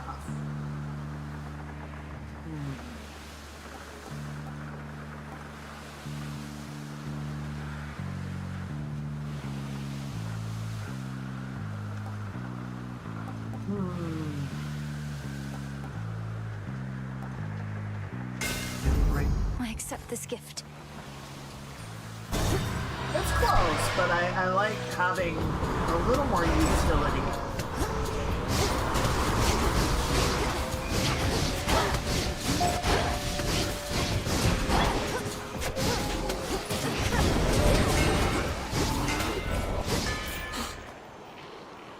Alright, well, not much we can do there, is there? Let's go for it.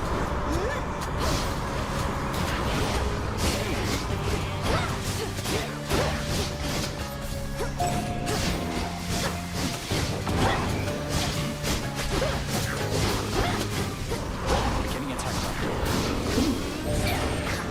What? Icarus? What are you doing Icarus, here? what? What was that? I don't know, dude. You tell me. What the hell are you doing here?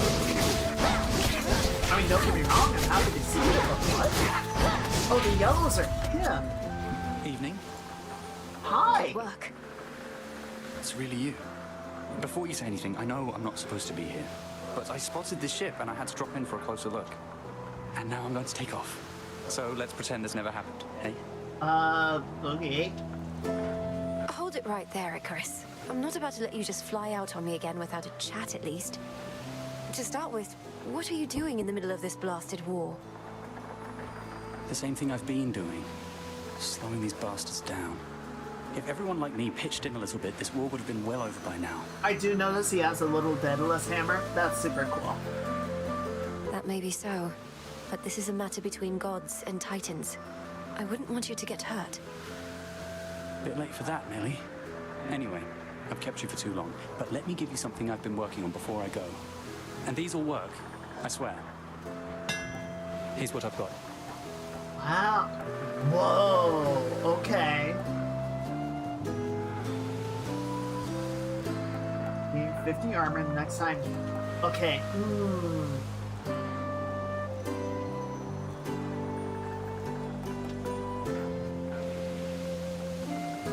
I like this because this will let my armor start replenishing. I'm grateful, Icarus.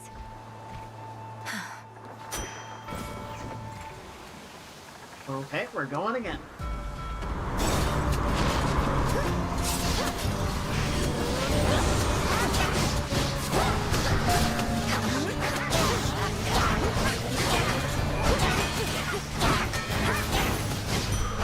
Easy. It's done. Alright, that's it.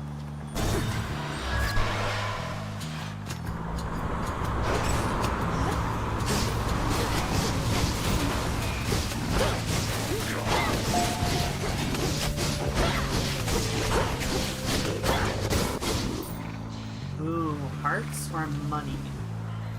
Well, you know I'm gonna take hearts.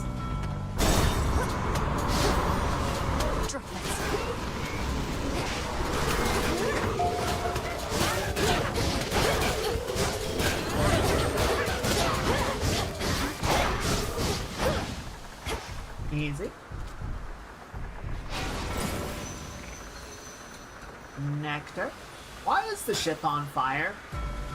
Could it not be? Is that an option? It's not an option. Oh my god. Oh my god. He knocked me into the fire. That's fucked up.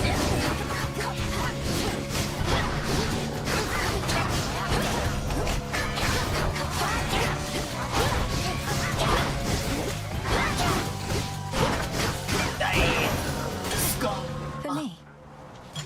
Nice. Alright. Go again.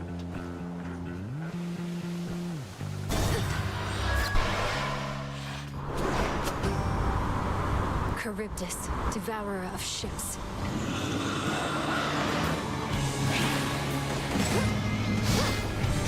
And all around, not very nice monster.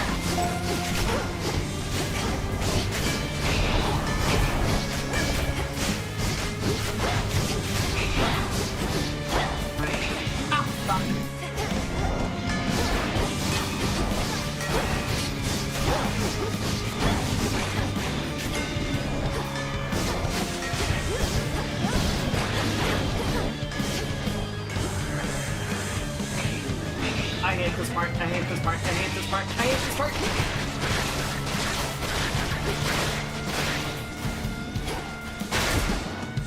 Like that! God damn it!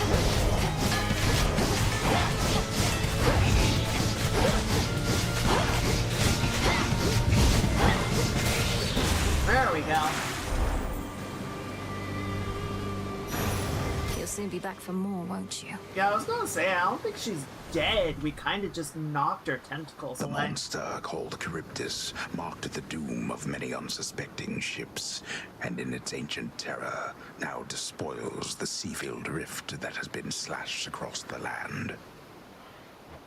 How many ships have fallen to that thing? A lot. My understanding was your line could scarce survive beyond the reaches of the underworld. Yet there you are, traipsing about as though not bound by your father's fate. How can this be? I feel like you would be happier about this. Your command cast deals more damage when you're in the circle. The damage is doubled.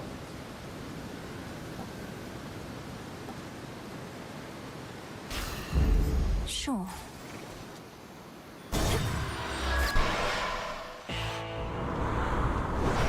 Dude! The Black Flagship. Aaron frickin' loaded on his mega yacht. I'm sorry, what? Moonlight, guide us. Olympus, I accept this message. Raise the info, deal more damage for 45 seconds. Any gold gained is worth more. Attack special cast are faster. Adapt. Alright. Let's see what we've got.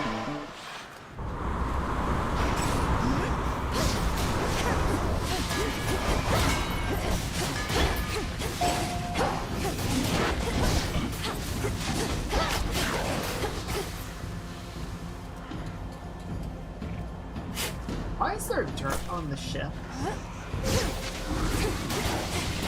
Sailing on. Alright. And now it's on fire.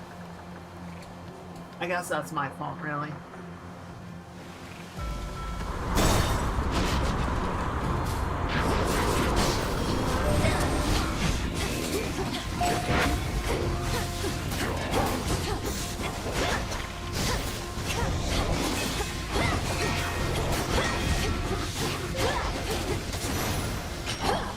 Nice. We need to transform it. Ooh, a power palm.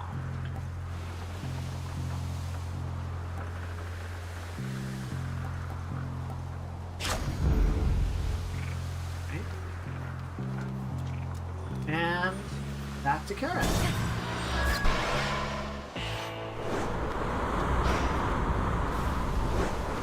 Didn't exactly get much money between here and there, but ooh, a Celine upgrade.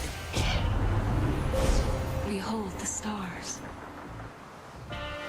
Well, so we have to start with that. Deal more damage. Okay, so we can get this. Move the attack faster, so we can get all the way down that line.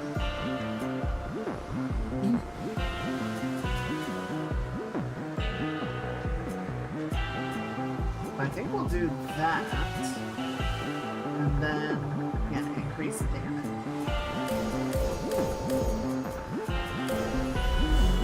There at last. Alright. A golden apple? Wait. Who would drop a golden apple? Because that's Troy. I don't recall any sea monsters at Troy. I don't think we would fight Helen. Could be Helen. Odysseus is already on our side. It could be Agamemnon, but I think Agamemnon went home. I don't know why he would be here.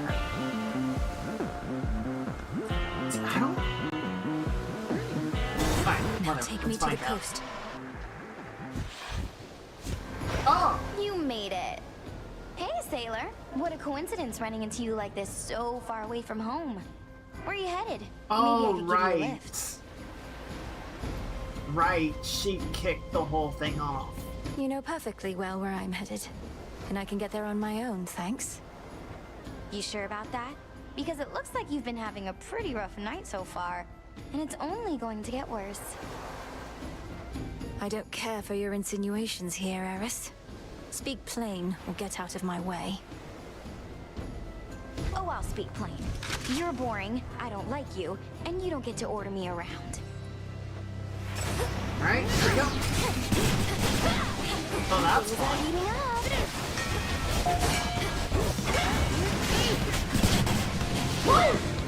Alright. Ow!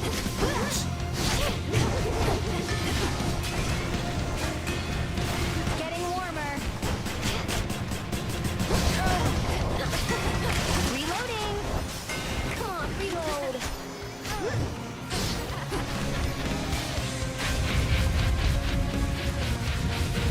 Got some real sights. Fire! That does it. I'm sorry, she does what now?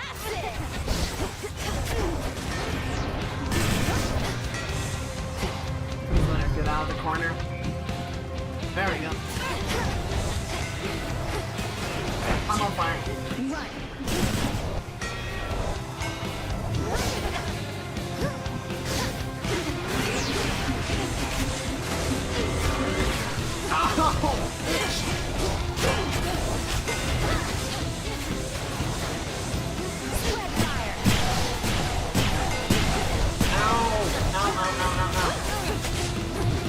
Free for all, everybody!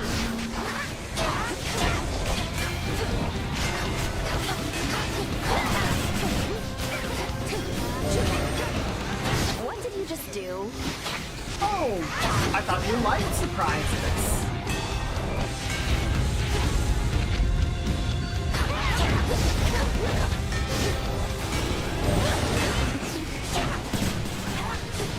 Here comes my favorite part. Fired up. Why can she do that again?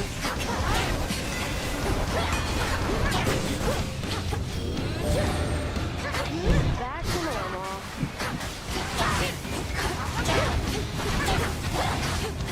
Come here, trouble!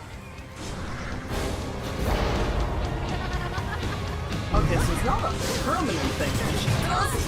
Oh, fuck! Not finished. No, you're finished. How could you be so cruel? Killed by her own heartbeat. You started it. You love to see it. Golden apple.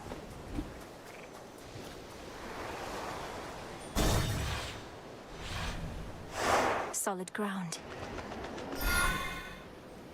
Well, that looks suspiciously Olympian. Rift of Thessaly. Oh, okay. It's cold up here.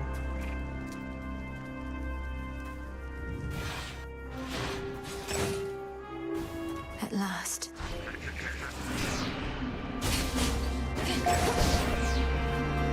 It's under attack.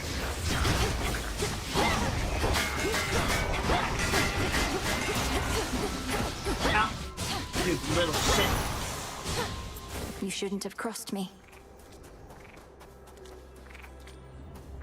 Oh, interesting. Okay. Deep breath, Mel. Made it this far, and yet the real climb is just about to start. Oh boy. The family may be much too proud to ask for help, but it's their time of need. Together, we can all prevail. Blood, after all. Alright, yeah, let's go sleep. If we can. Oh my god! Olympian Wait, automatons what? defending the mountain. Let me see if I can't help a bit. Look at all that chain Why damage. are you attacking me? You leave me little choice.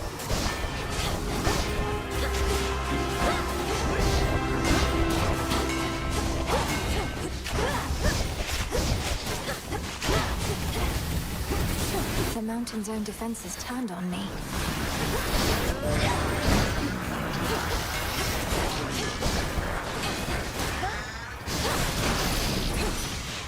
Automatons apparently are not my friends. They don't see us as Olympian. Rude, really, but, you know. Alright. No, I don't really care about that. The servants deal too much damage. Okay. So we've got 3 points. Not enough to get either of these, but I do like them absorbing damage. So let's push for that. Unfortunately, all of the things leading up to it are just increasing my damage output, which is not bad, but I wish that I could get some of these servant damage bonuses. But it's fine. One with Selene. The Battle of Olympus hangs in the balance as the mountain's mechanical protectors and the Titan's forces continue to collide, shaking the heavens themselves. All the world shivers. Hephaestus work, I imagine, is behind this door. Raptors there.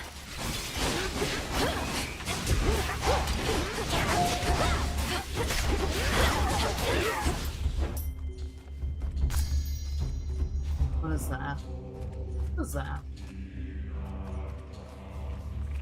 Hello?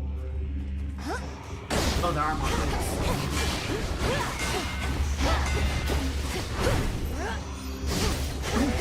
What in the world is that thing? I don't know, but I don't like it.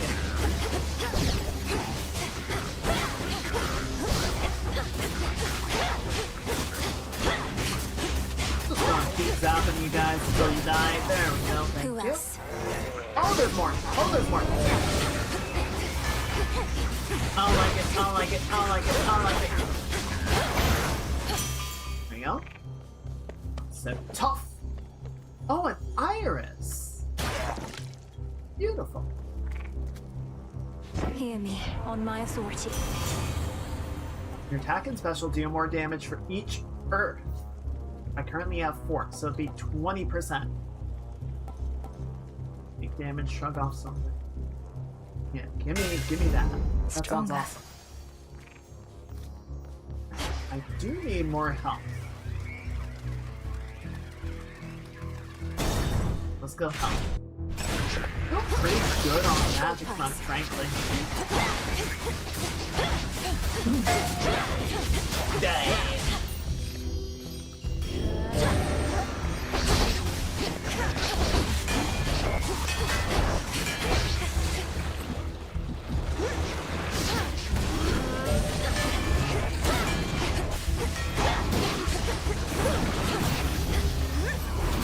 Alright, big guy first, big guy first.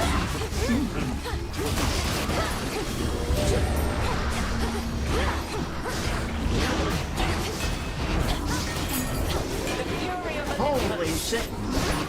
Wait. Athena? Hail. Alright, let me deal with this guy first. There. So that is how you got the strength. I was wondering where you've The been. noble princess of the dead at last. Oh my I god. am your cousin Athena. I'm proud to welcome you to Olympus.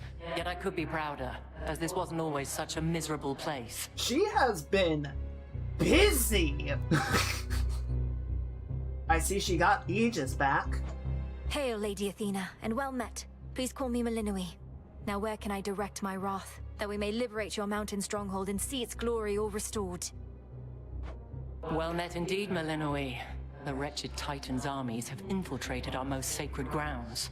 On them, your wrath may be well spent, especially as you rise toward the summit, where most of our family now takes refuge.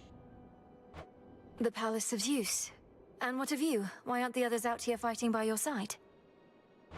Because that is precisely what our strategy requires, for they aided your arrival, did they not? Now let us go our separate ways, and may my blessing aid in your ascent. Hell yeah. Your casts also deal bursts of damage in the area and momentarily make you deflect. After you take damage, become impervious. Gain 1 death defiance that replenishes in each location, but you prime magic. Prime's 150 magic.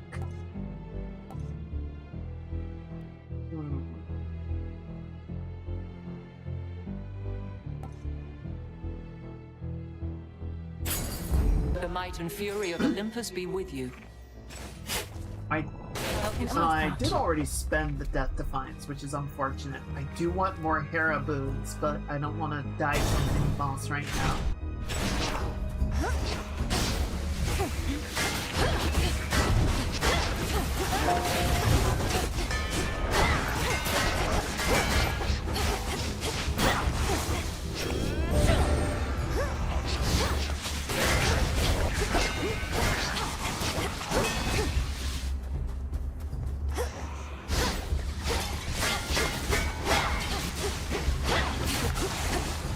Stop blocking me, you shit.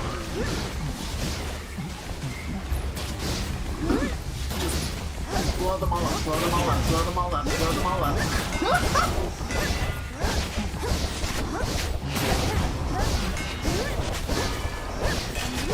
Just chain damage for days. You'll love to see it. Olympus, I accept this message. Taxiing power. Deal more damage while you have at least 80% health. The bonus is doubled. So I'm not gonna get the double. But 5% damage is nothing to sneeze at. What was that? Is that okay? I don't feel like that's okay. I'm flying. Oh, hello. I wish I had known what that was gonna do. I would have been able to use it better.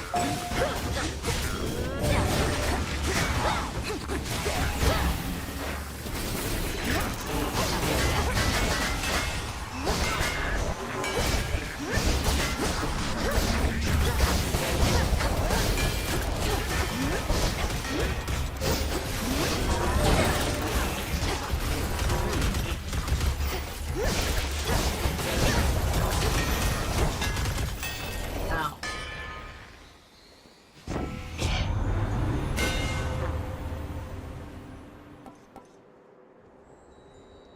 Lots more time on the coil.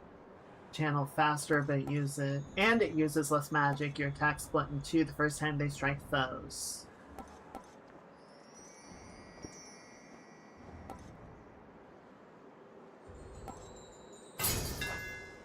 The Umbra Flames.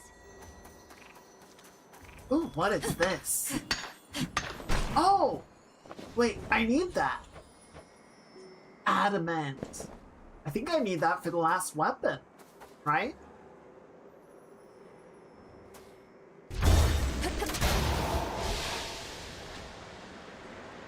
Lord Oh, Charon. this is kind of silly. Sort of. Wait, where is he? Is he not here? I guess this is just kind of...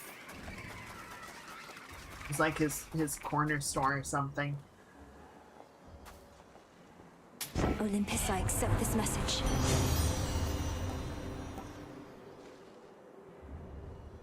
Minimum life for full recovery, 80%.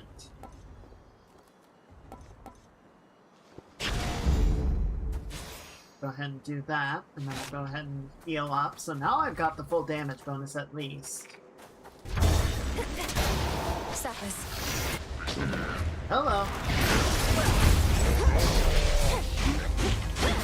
Die, die, die, die, die, die, die, die.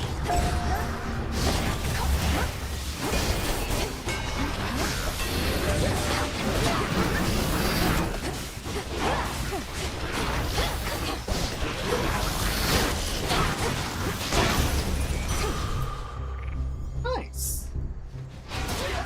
Good. I've got a good amount of health now, which is nice. Ooh, I do want another heroine. Let's go.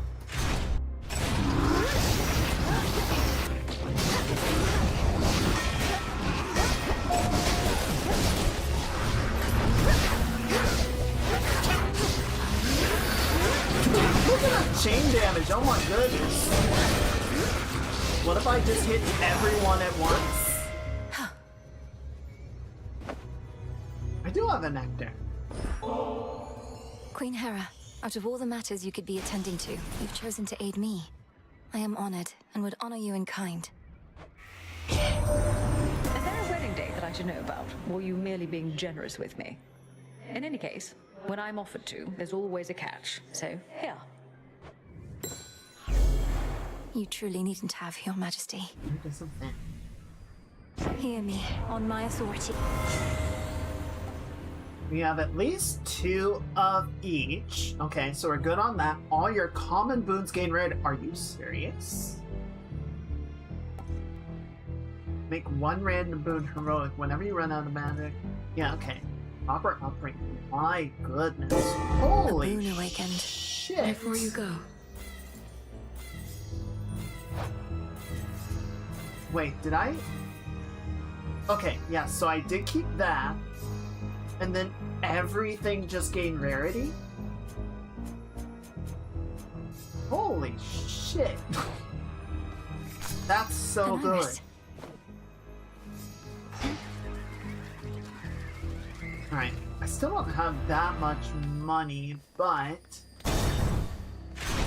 safer bet. Quiet here, at least. Through a fight. Okay, so I can't get that. Let's just max out our health. Ready up here. Oh! Hi, Karen. A note says, "Hey, M, take what you need for gold. Honor system." Aww. You know, the funny thing is, I think that's the most that Karen has ever actually said. The majestic summit of Mount Olympus would be very much in sight from here, were it not for the very dark and ominous storm wall that now envelops it. A storm is brewing. I am the storm that is approaching. Stop right there. Ah, here comes the unexpected wrinkle in my master's plan. I know who you are, lost daughter of Hades, and I know that you know who I am. I had a premonition of this very moment. Prometheus? Lord Prometheus, I presume. You must have premonitions all the time. I'd not heard you were liberated, or that Kronos is the master you serve. Solidarity between titans, then? I thought Prometheus was mortal. Call it a change of heart. I was a coward and a fool, you see, to have sided once with gods against my kind, but no more. This is my attempt at atonement.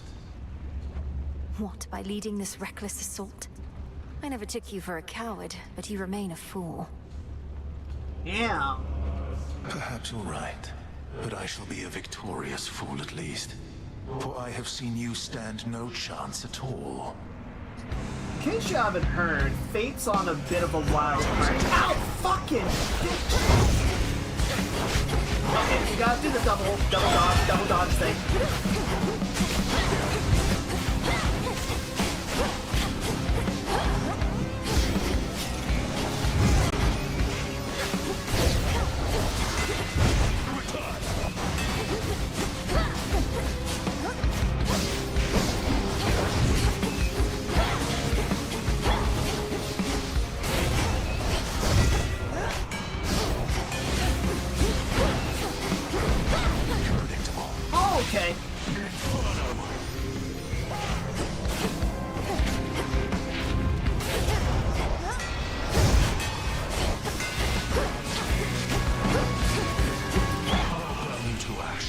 Okay, what's happening? What's happening? Hold, go. No, wait, that... Okay, I don't know how I dodged that. I can't be alive.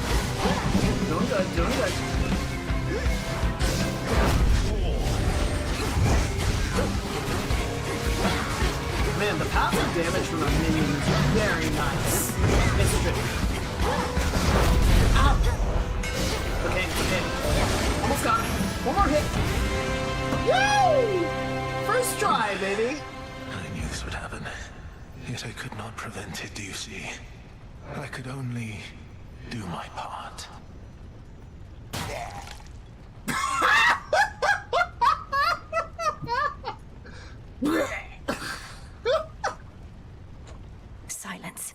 Save your troubles for your master Kronos. Kronos isn't the master, is he?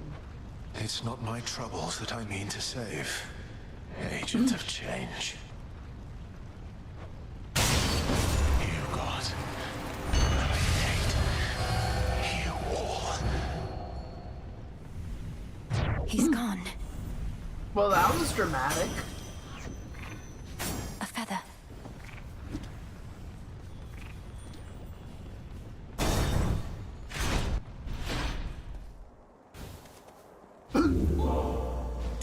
I found something. Who said that? Was that Selene? All right. Cheers, Venus. She helps me find the thing. Okay. So... This storm. The summit. Well, that's an ominous border. Hi, Ziz. What are we working with?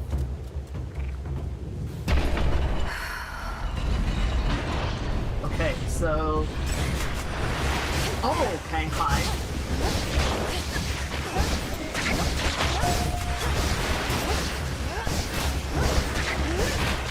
Yeah, I'm just gonna keep spending wins.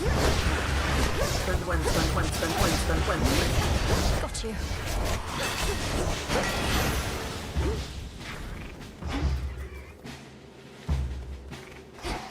You see, chat, the strategy is to accrue so much health that you're virtually unkillable. What are these things? They seem chaotic. In a sense? What the fuck is that?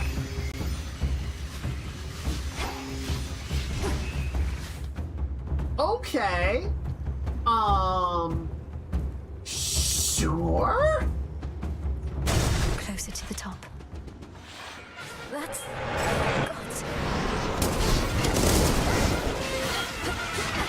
Oh, it's not unstoppable. Oh, it's not unstoppable.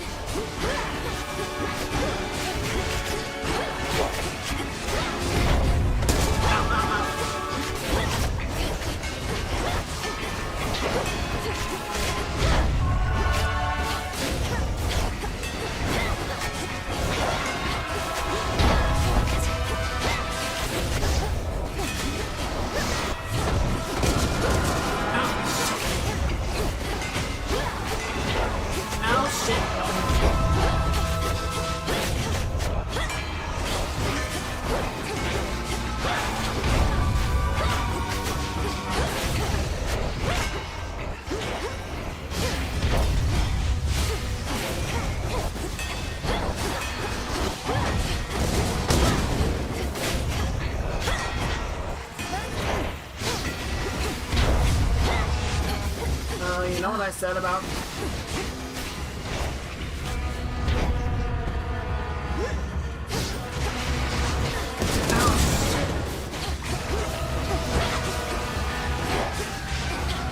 This thing is a mean mother hubber. Got it.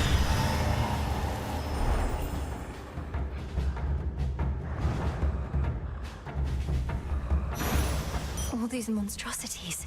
Oh no. So do we want to talk about what the fuck that was? Right. So now we will do 1, 2, so that will take some of the damage that I would have taken.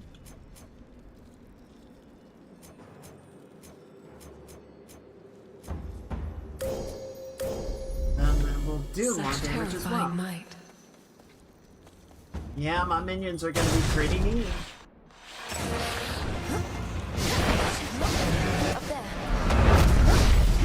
What the fuck is that? I'm so glad that had armor though. That starting armor saved my ass. Okay, yeah, just no rewards here. Just keep going. Oh good, unless I want it. That's my favorite.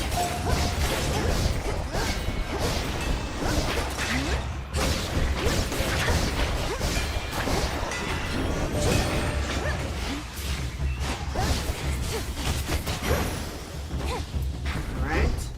Still nothing. Alright, what do we got? 3 pomegranates. Demeter. I mean, we don't have much choice here, right? More infestation.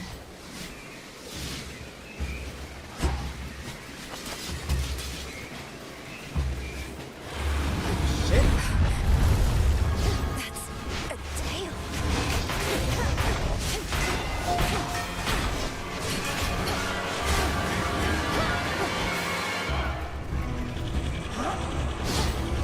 What's it doing? Ah!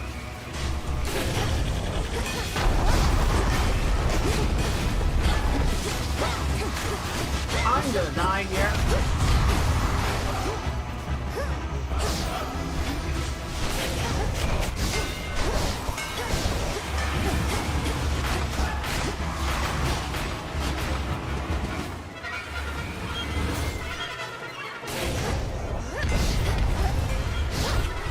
Shit, come on, I was dodging. You lying little shit.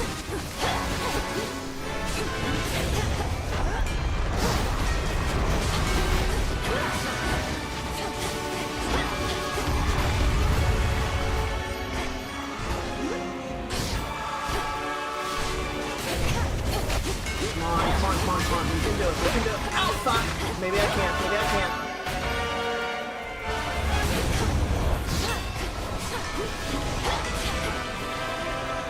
Run. Ah!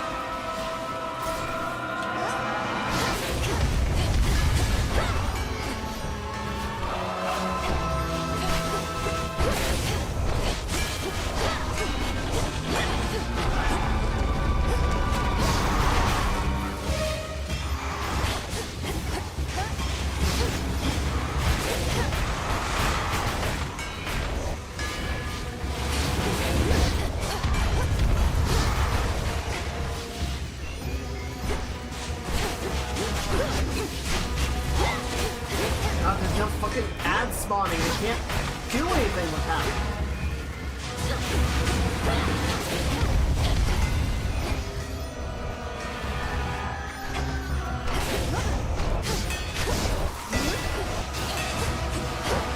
Where are you going? Where the fuck are you going? Uh-oh. Here it comes.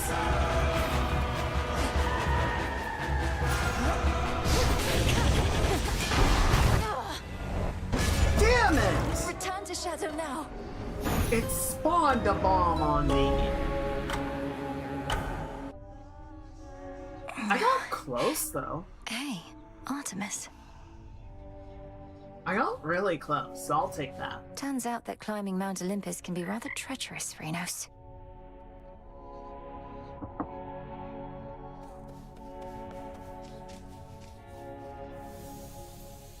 Father, he was so happy then.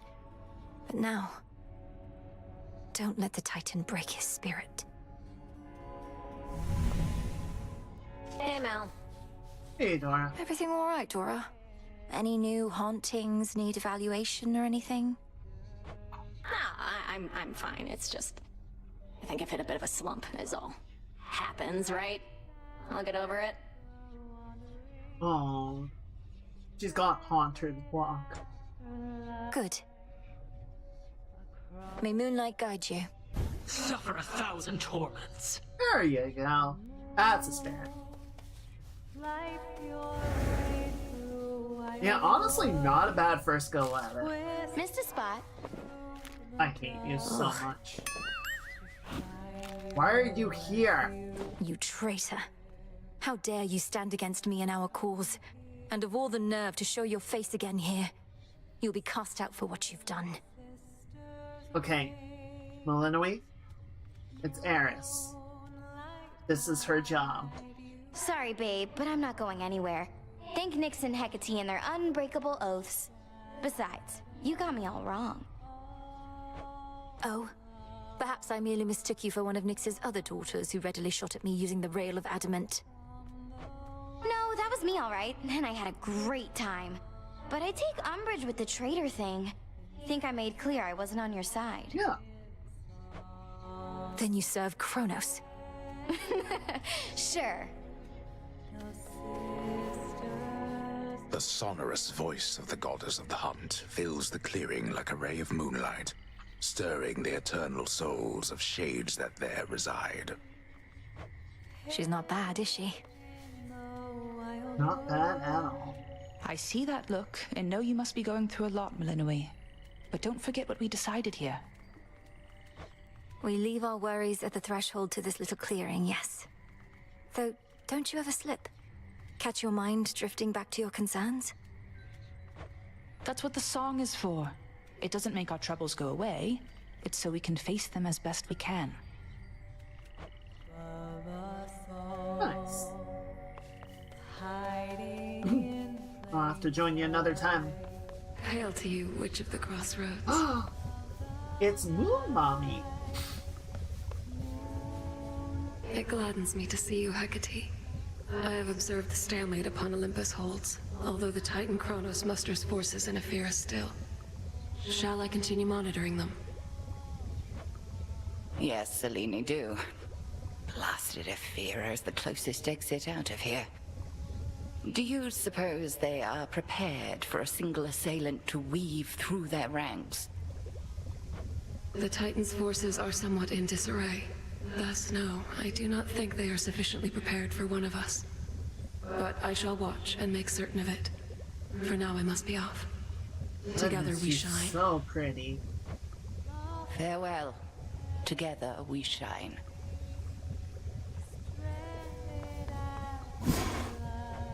Oh wait, I should have the nightshade. Sorry, 1 second, buddy. Ooh, poppies. Look at them. So pretty. Come along. Alright, what do we plant now? Olive branch. Mandrake seeds. I know we need some garlic for something, so let's plant one of those. And then... what was the thing to get rich soil? Oh, we have it! Perfection. Light moon, awaken verdant land. It shall be thus. That's a good trick. Nice. So we'll get one more unlocked there. And then the aspects of night and dark. As bearer of the fated arms of night, I seek their aspects, hidden from my sight. Carefully said. That was a powerful spell. Alright. So... we do garlic. We can do the freaking nuts. So we need some garlic. Or driftwood, we need cattail. Yes, I guess we'll do some garlic. We'll do some... How far did you get on the surface, Mage? Garlic, some cattail. And I guess we'll just plant some more nightshade for the hell of it. Into the earth you go.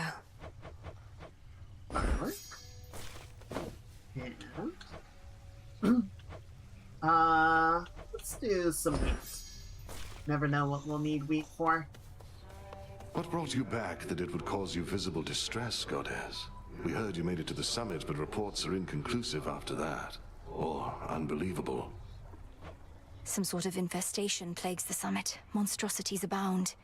They can't possibly be servants of Kronos, but they must be part of his scheme. Was it not out yet, or did you just not go that far? Well, let's not speculate before we gather all the necessary facts. You stood against these monstrosities and managed to return. Your family members must know more, provided they're still able to reach you. I ought to make certain of that. So one of the things that's very interesting to me about the Greek mythos, there are layers to it, right? There are generations. Like the Titans are the generation that precedes the gods, and then there's even like a generation that precedes that. Are we dealing with just like the primordial chaos? The things that came before order? Moonlight guide you, Shades. Cause of death, Cyclops. You know? Understandable, Nemesis really. on break, I guess. We're off doing her own thing. Alright, I think that's everything. Oh, but wait, we might have some prophecy points. Another prophecy. Locate the three fates, storm the heavens, prevail at the mountain's peak. Okay, so no completed ones. Just a bunch of whatever. Alright, let's see. We got enough. The Arcana. I finally understand.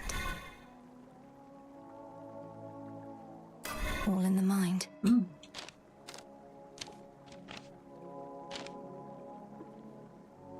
Alright, so now I have one feather.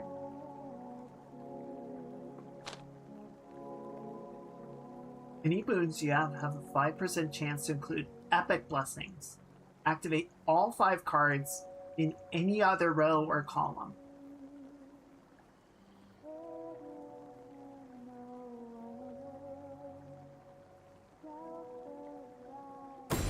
Divinity. Oh! If I activate this, then this will deactivate, right? Yes.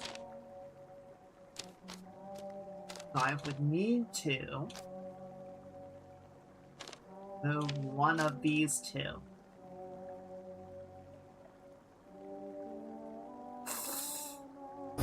Let's try it and see how that feels.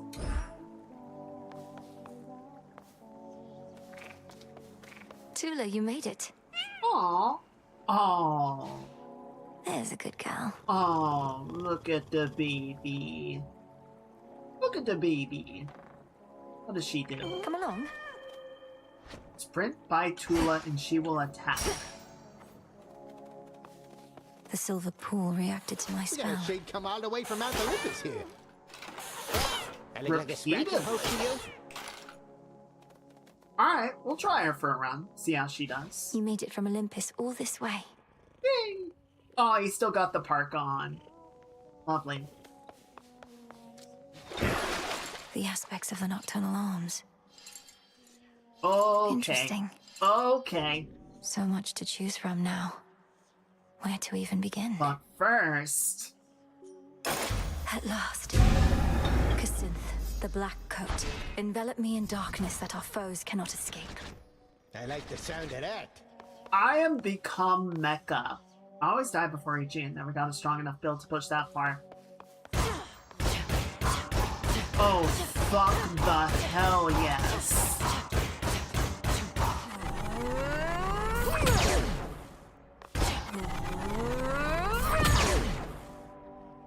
Okay, okay. It has rocket launchers.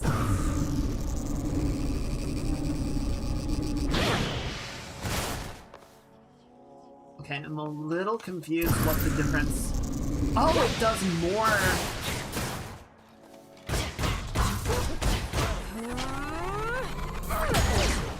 Holy shit, okay.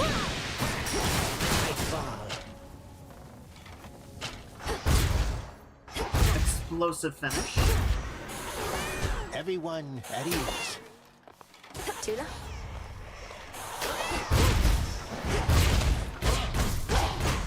This looks like it's gonna be sick. The depths of the silver pool. Aspect of Millennium rank 2.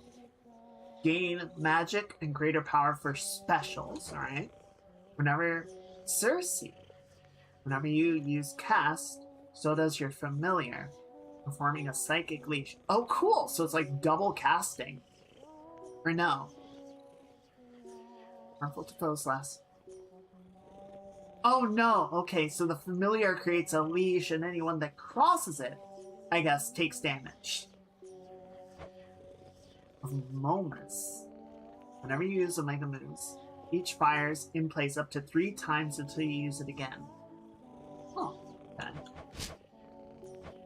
Artemis. Ooh, that's cool.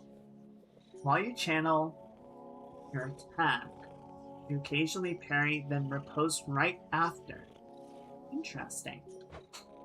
Your specials seek foes in your casts and fire more shots if you channel longer.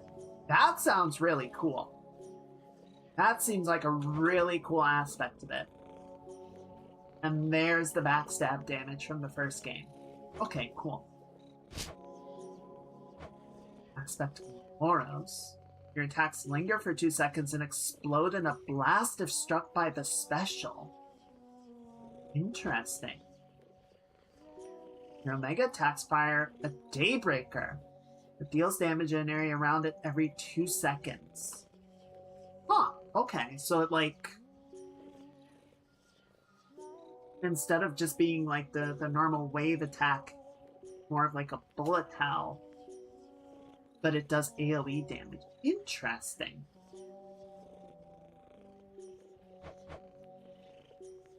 And then basic just adds critical damage. Okay, neat. Gain bonus attack power and health. That's a good flat upgrade, I'm not gonna lie. Your cast erupts like a stronger Omega if struck by the Omega special. Interesting, so you throw down the circle and then you special into it. Thanatos becomes a scythe, that's sick. Your attack is faster and each strike grants mortality until you take damage. Leading bonus of 2% critical chance for your Omega moves up to a max of 20%. Oh, okay. So like, I hit with mortality, or I hit, it stacks mortality.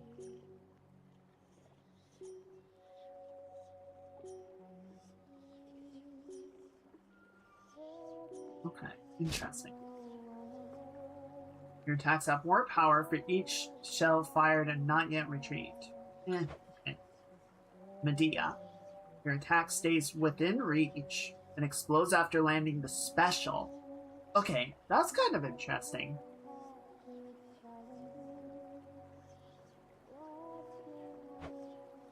Your special is sprouted. Damaging effects from Olympians. This lasts up to 2 seconds. And lets you change direction.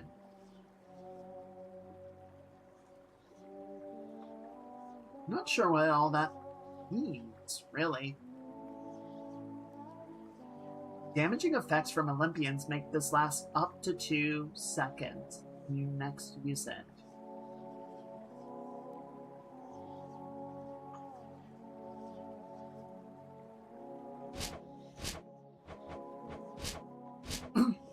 Okay, interesting.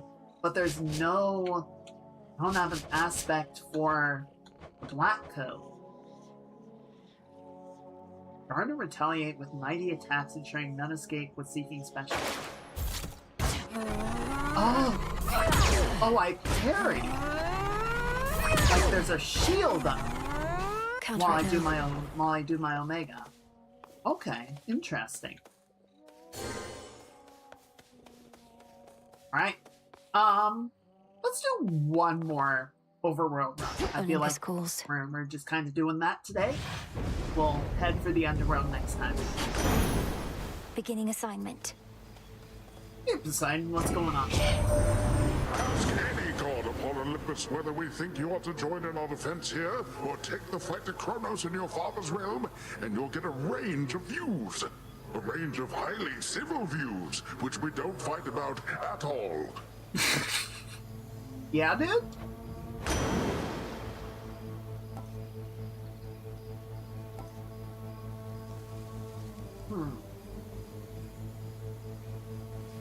Immediately hits foes with a powerful splash that inflicts frost.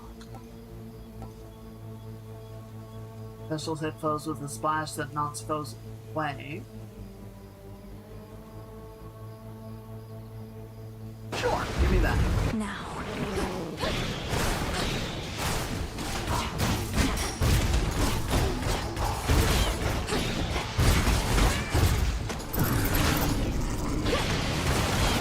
Holy shit! I am Gundam.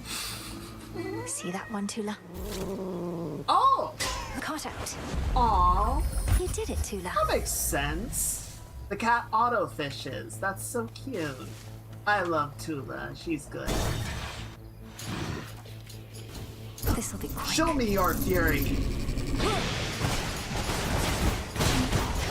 No, you don't.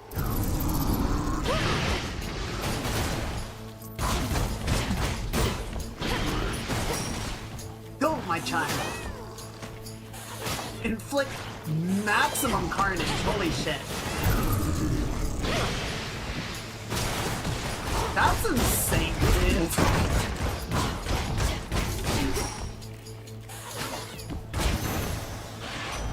It's over. I love it. Amazing. No notes. We almost made it to the very top that time, and though it's not my wish to spoil the surprise, you ought to know we're dealing now with good old Typhon, father of all monsters. Isn't that just great? There we go. We need you back here, Em. There we go. It's Typhon.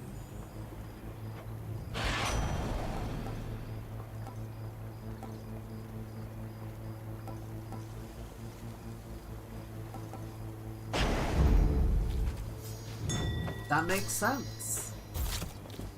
The city of Aethera, which once stood in solemn tribute to the fear-inducing underworld king and queen, now barely stands at all. Yet it stands in my way. Wordplay. Alright. So we got a Hephaestus. We got a Daedalus hammer. Oh my god, it also has jump jets. Why is this the greatest weapon? Alright, so we got 2 Apollo, Zeus. Got another Hera. Oh, and a friend. Okay, well, start with the friend. See if this counts. Silver? Moly? By the dark. Greetings, witch. Another witch. But I'm not familiar. Hail, sorceress. Oh! Welcome to Aethera. Suffering spreads every which way you cast your gaze, and on a night most foul. Simply appalling, no? Medea. Indeed, Lady Medea. Unfortunately, I can only appreciate the suffering for so long as Olympus calls. Though, how fares your research? I'm gonna be honest, I'm very familiar with the name, but I don't know Medea. The actual, like, mythological character. Oh, I've been dying to show you. The air here's absolutely poisonous. The conditions? Utterly atrocious. Observe what I have wrought. After a foe joins the encounter, it randomly takes 1 to 999 damage.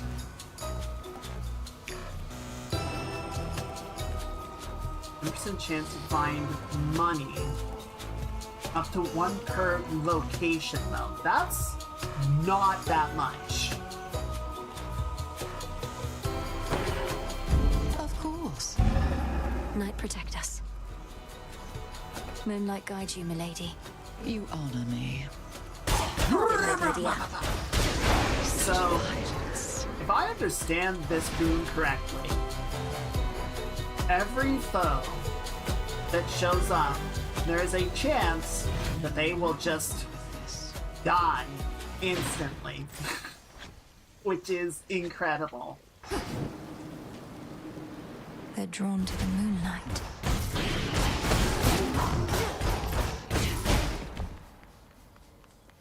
I probably could have left them alone, but, you know, zombies and all that.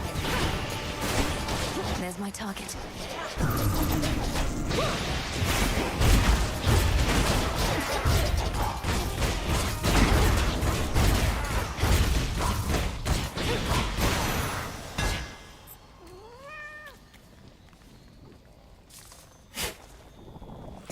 Seeds.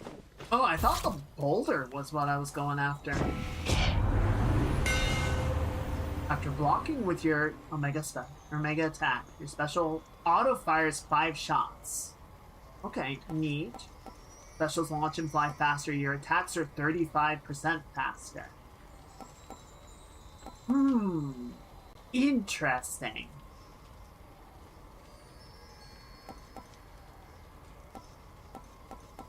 See, I like both of these, but I feel like this is going to compel me to remember to block more, because I'm not doing that automatically.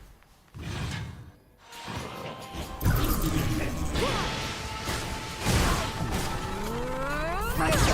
Oh, okay, so it doesn't stay permanently. I do have to time it. Like that. Oh my god, and then it has the Poseidon bonus as well?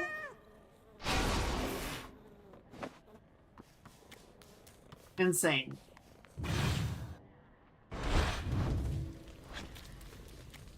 Come along, Tuna.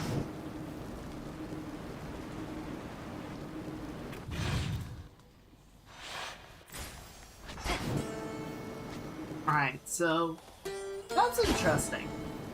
Yeah, I can't just hold down the block.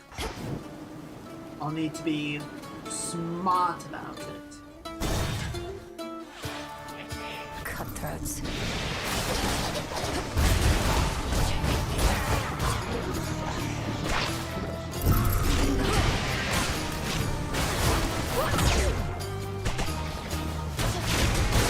One less pylon. Bye.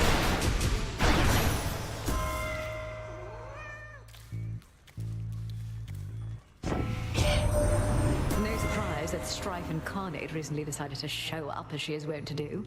Eris made good sport of us before. Must think we're fools and easy prey. You correct her, yes? With gusto. The cast inflict hitch. Immediately deal damage based on foes in the binding circle. Damage per foe 20.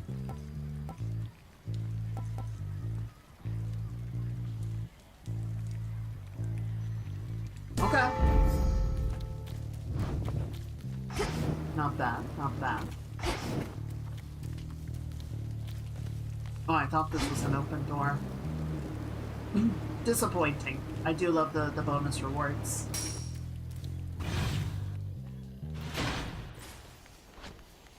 Right.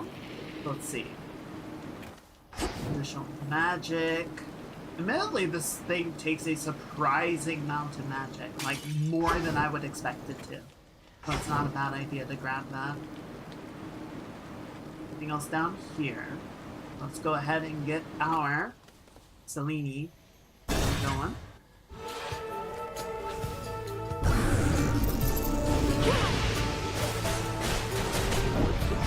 One of those blasted signs.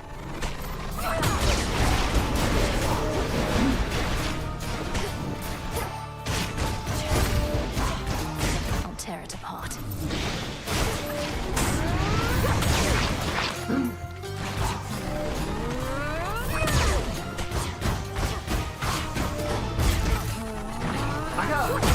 The timing on that is harder than I thought it would be.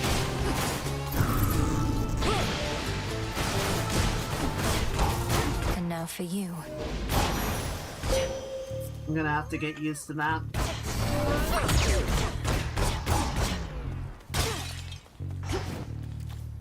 It's good though. I draw you down, O moon. Lend me your light. I know through your headmistress of your vision in which Kronos found and captured the three fates. This must have been a key component of his plan, but it does not change ours. The Silver Sisters never cede control. 1 second. We're good.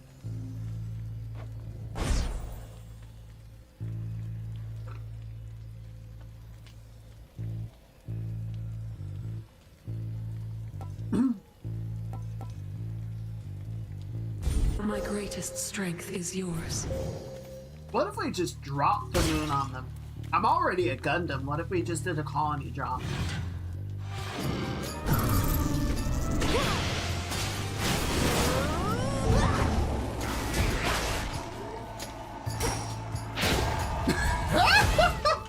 Like that.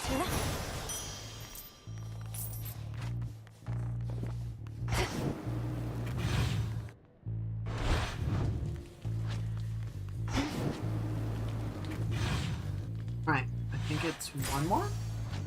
Two more. Alright, let's do Zeus, and then we'll do Apollo and wrap up.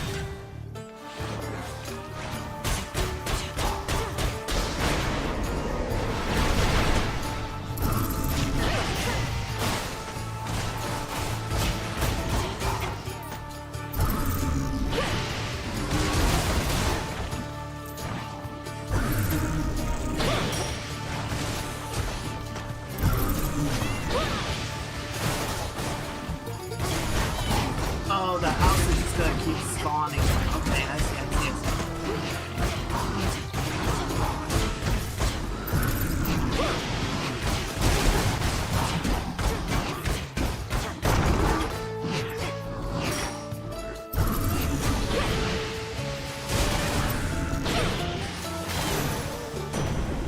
We showed them, Tula. I don't know how you circumvented the curse that bound you to the underworld, young lady, but I do know this changes everything. You can help us defend this mountaintop. Help we could use, even I must admit. Is that humility from the mighty Zeus?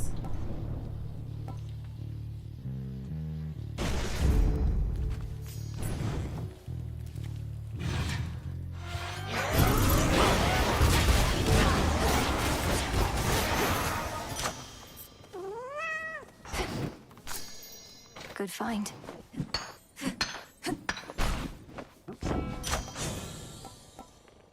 Your cast inflict hitch whenever you use magic.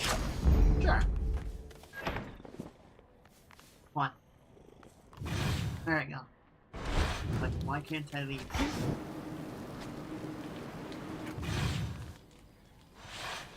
Alright. The air feels different now. We should stay out of their way. Or I could, just kill them. That's fine too.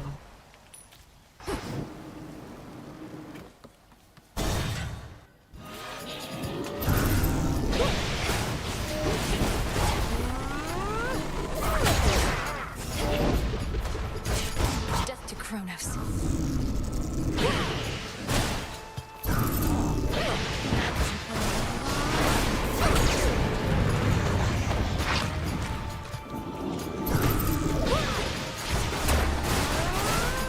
Can't go full blast.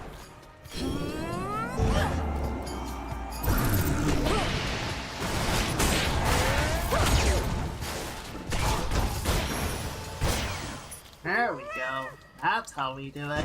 Ever wondered just how gargantuan is Typhon, the father of all monsters, truly?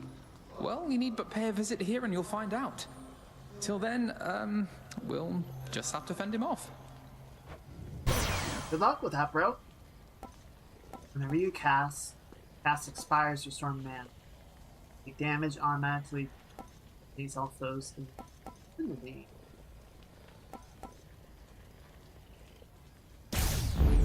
Not moonlight, that's for sure.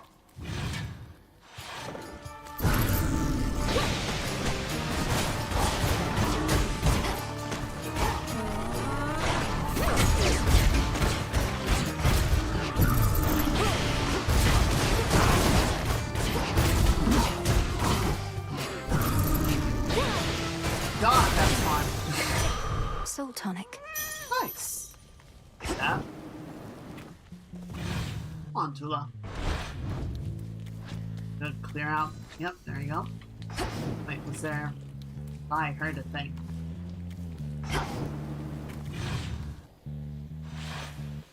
I'll show myself out.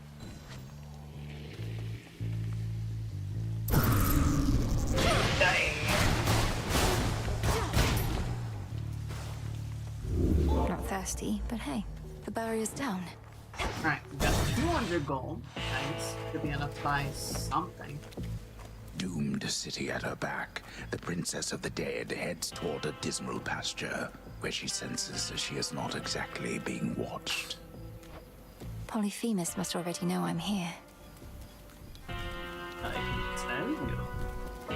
Alright, so we can get the boon or we can get the What do we have in house? stock? I think I'd rather get the house. Unfortunate. I made it all the way up to the Mountain of the Gods, my lord. Though I missed you up there. I never thought I'd see a place you couldn't reach by boat.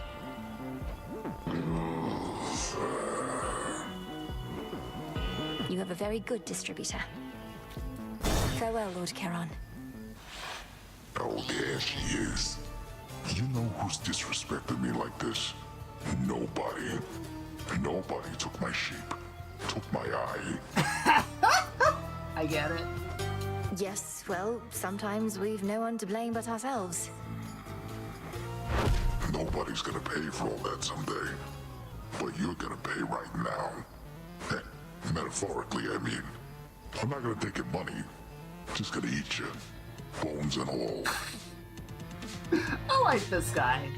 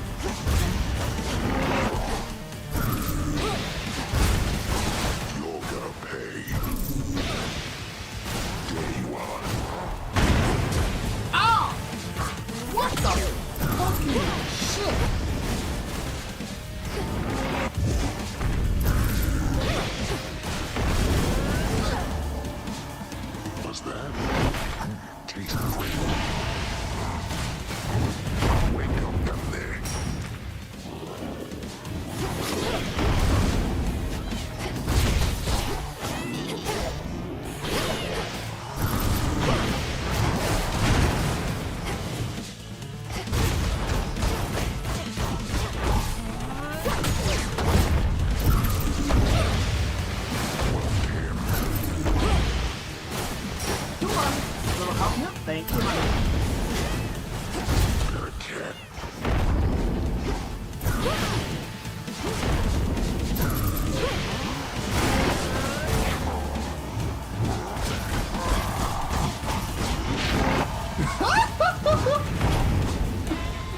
Dropping the moon on them never gets old, man.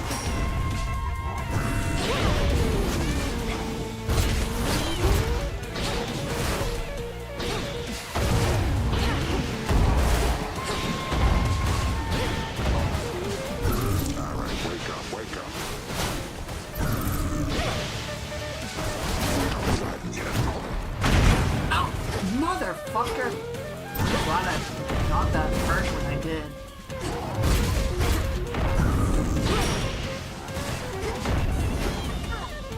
Ow. I swear I've lost more damage to that stock blade than anything else in this.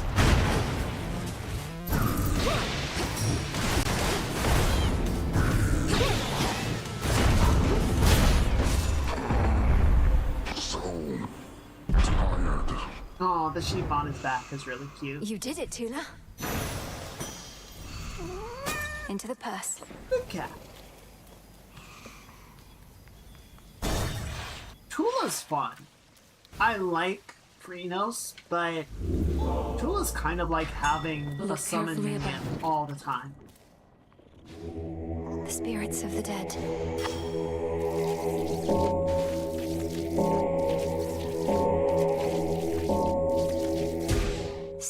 crossroads. Definitely not as damaging, obviously, but still good.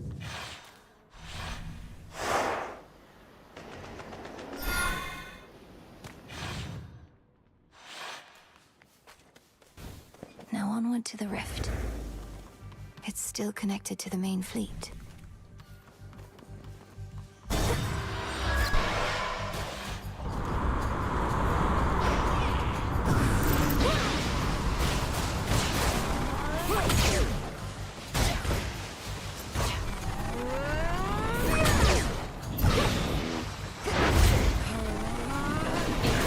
And now to set a course.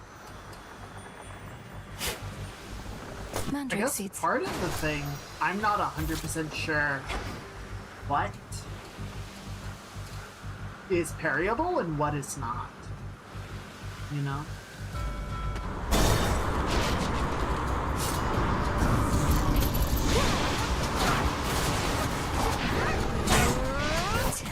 Okay, so that is... Where's Tula? Tula! A little help here, honey. Thank you.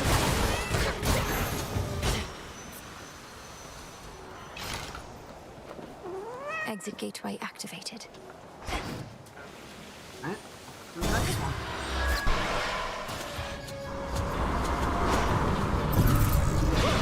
Shamblers.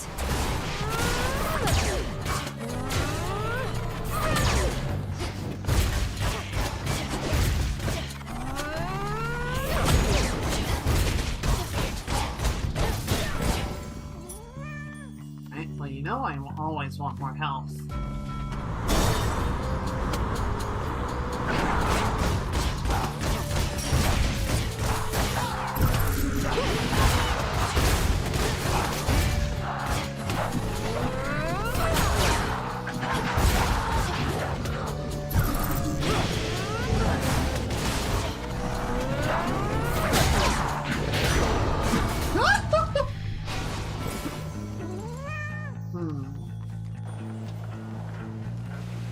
Need to get closer. It's a good opportunity to stop them.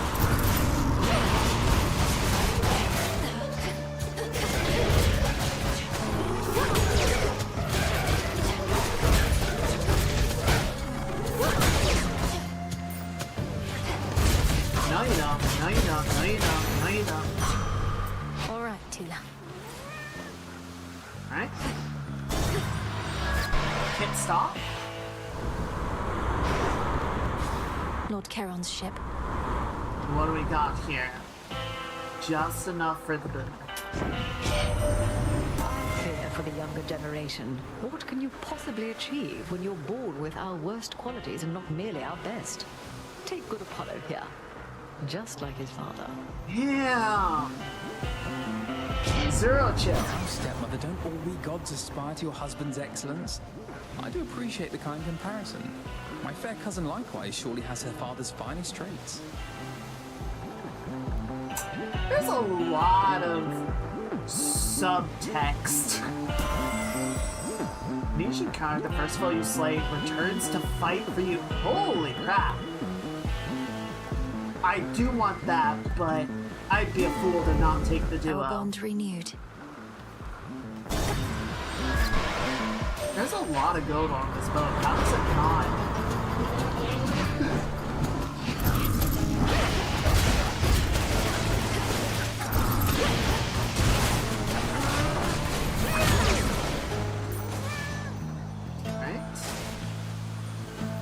Barrels are just kind of chain reacting off of each other right now.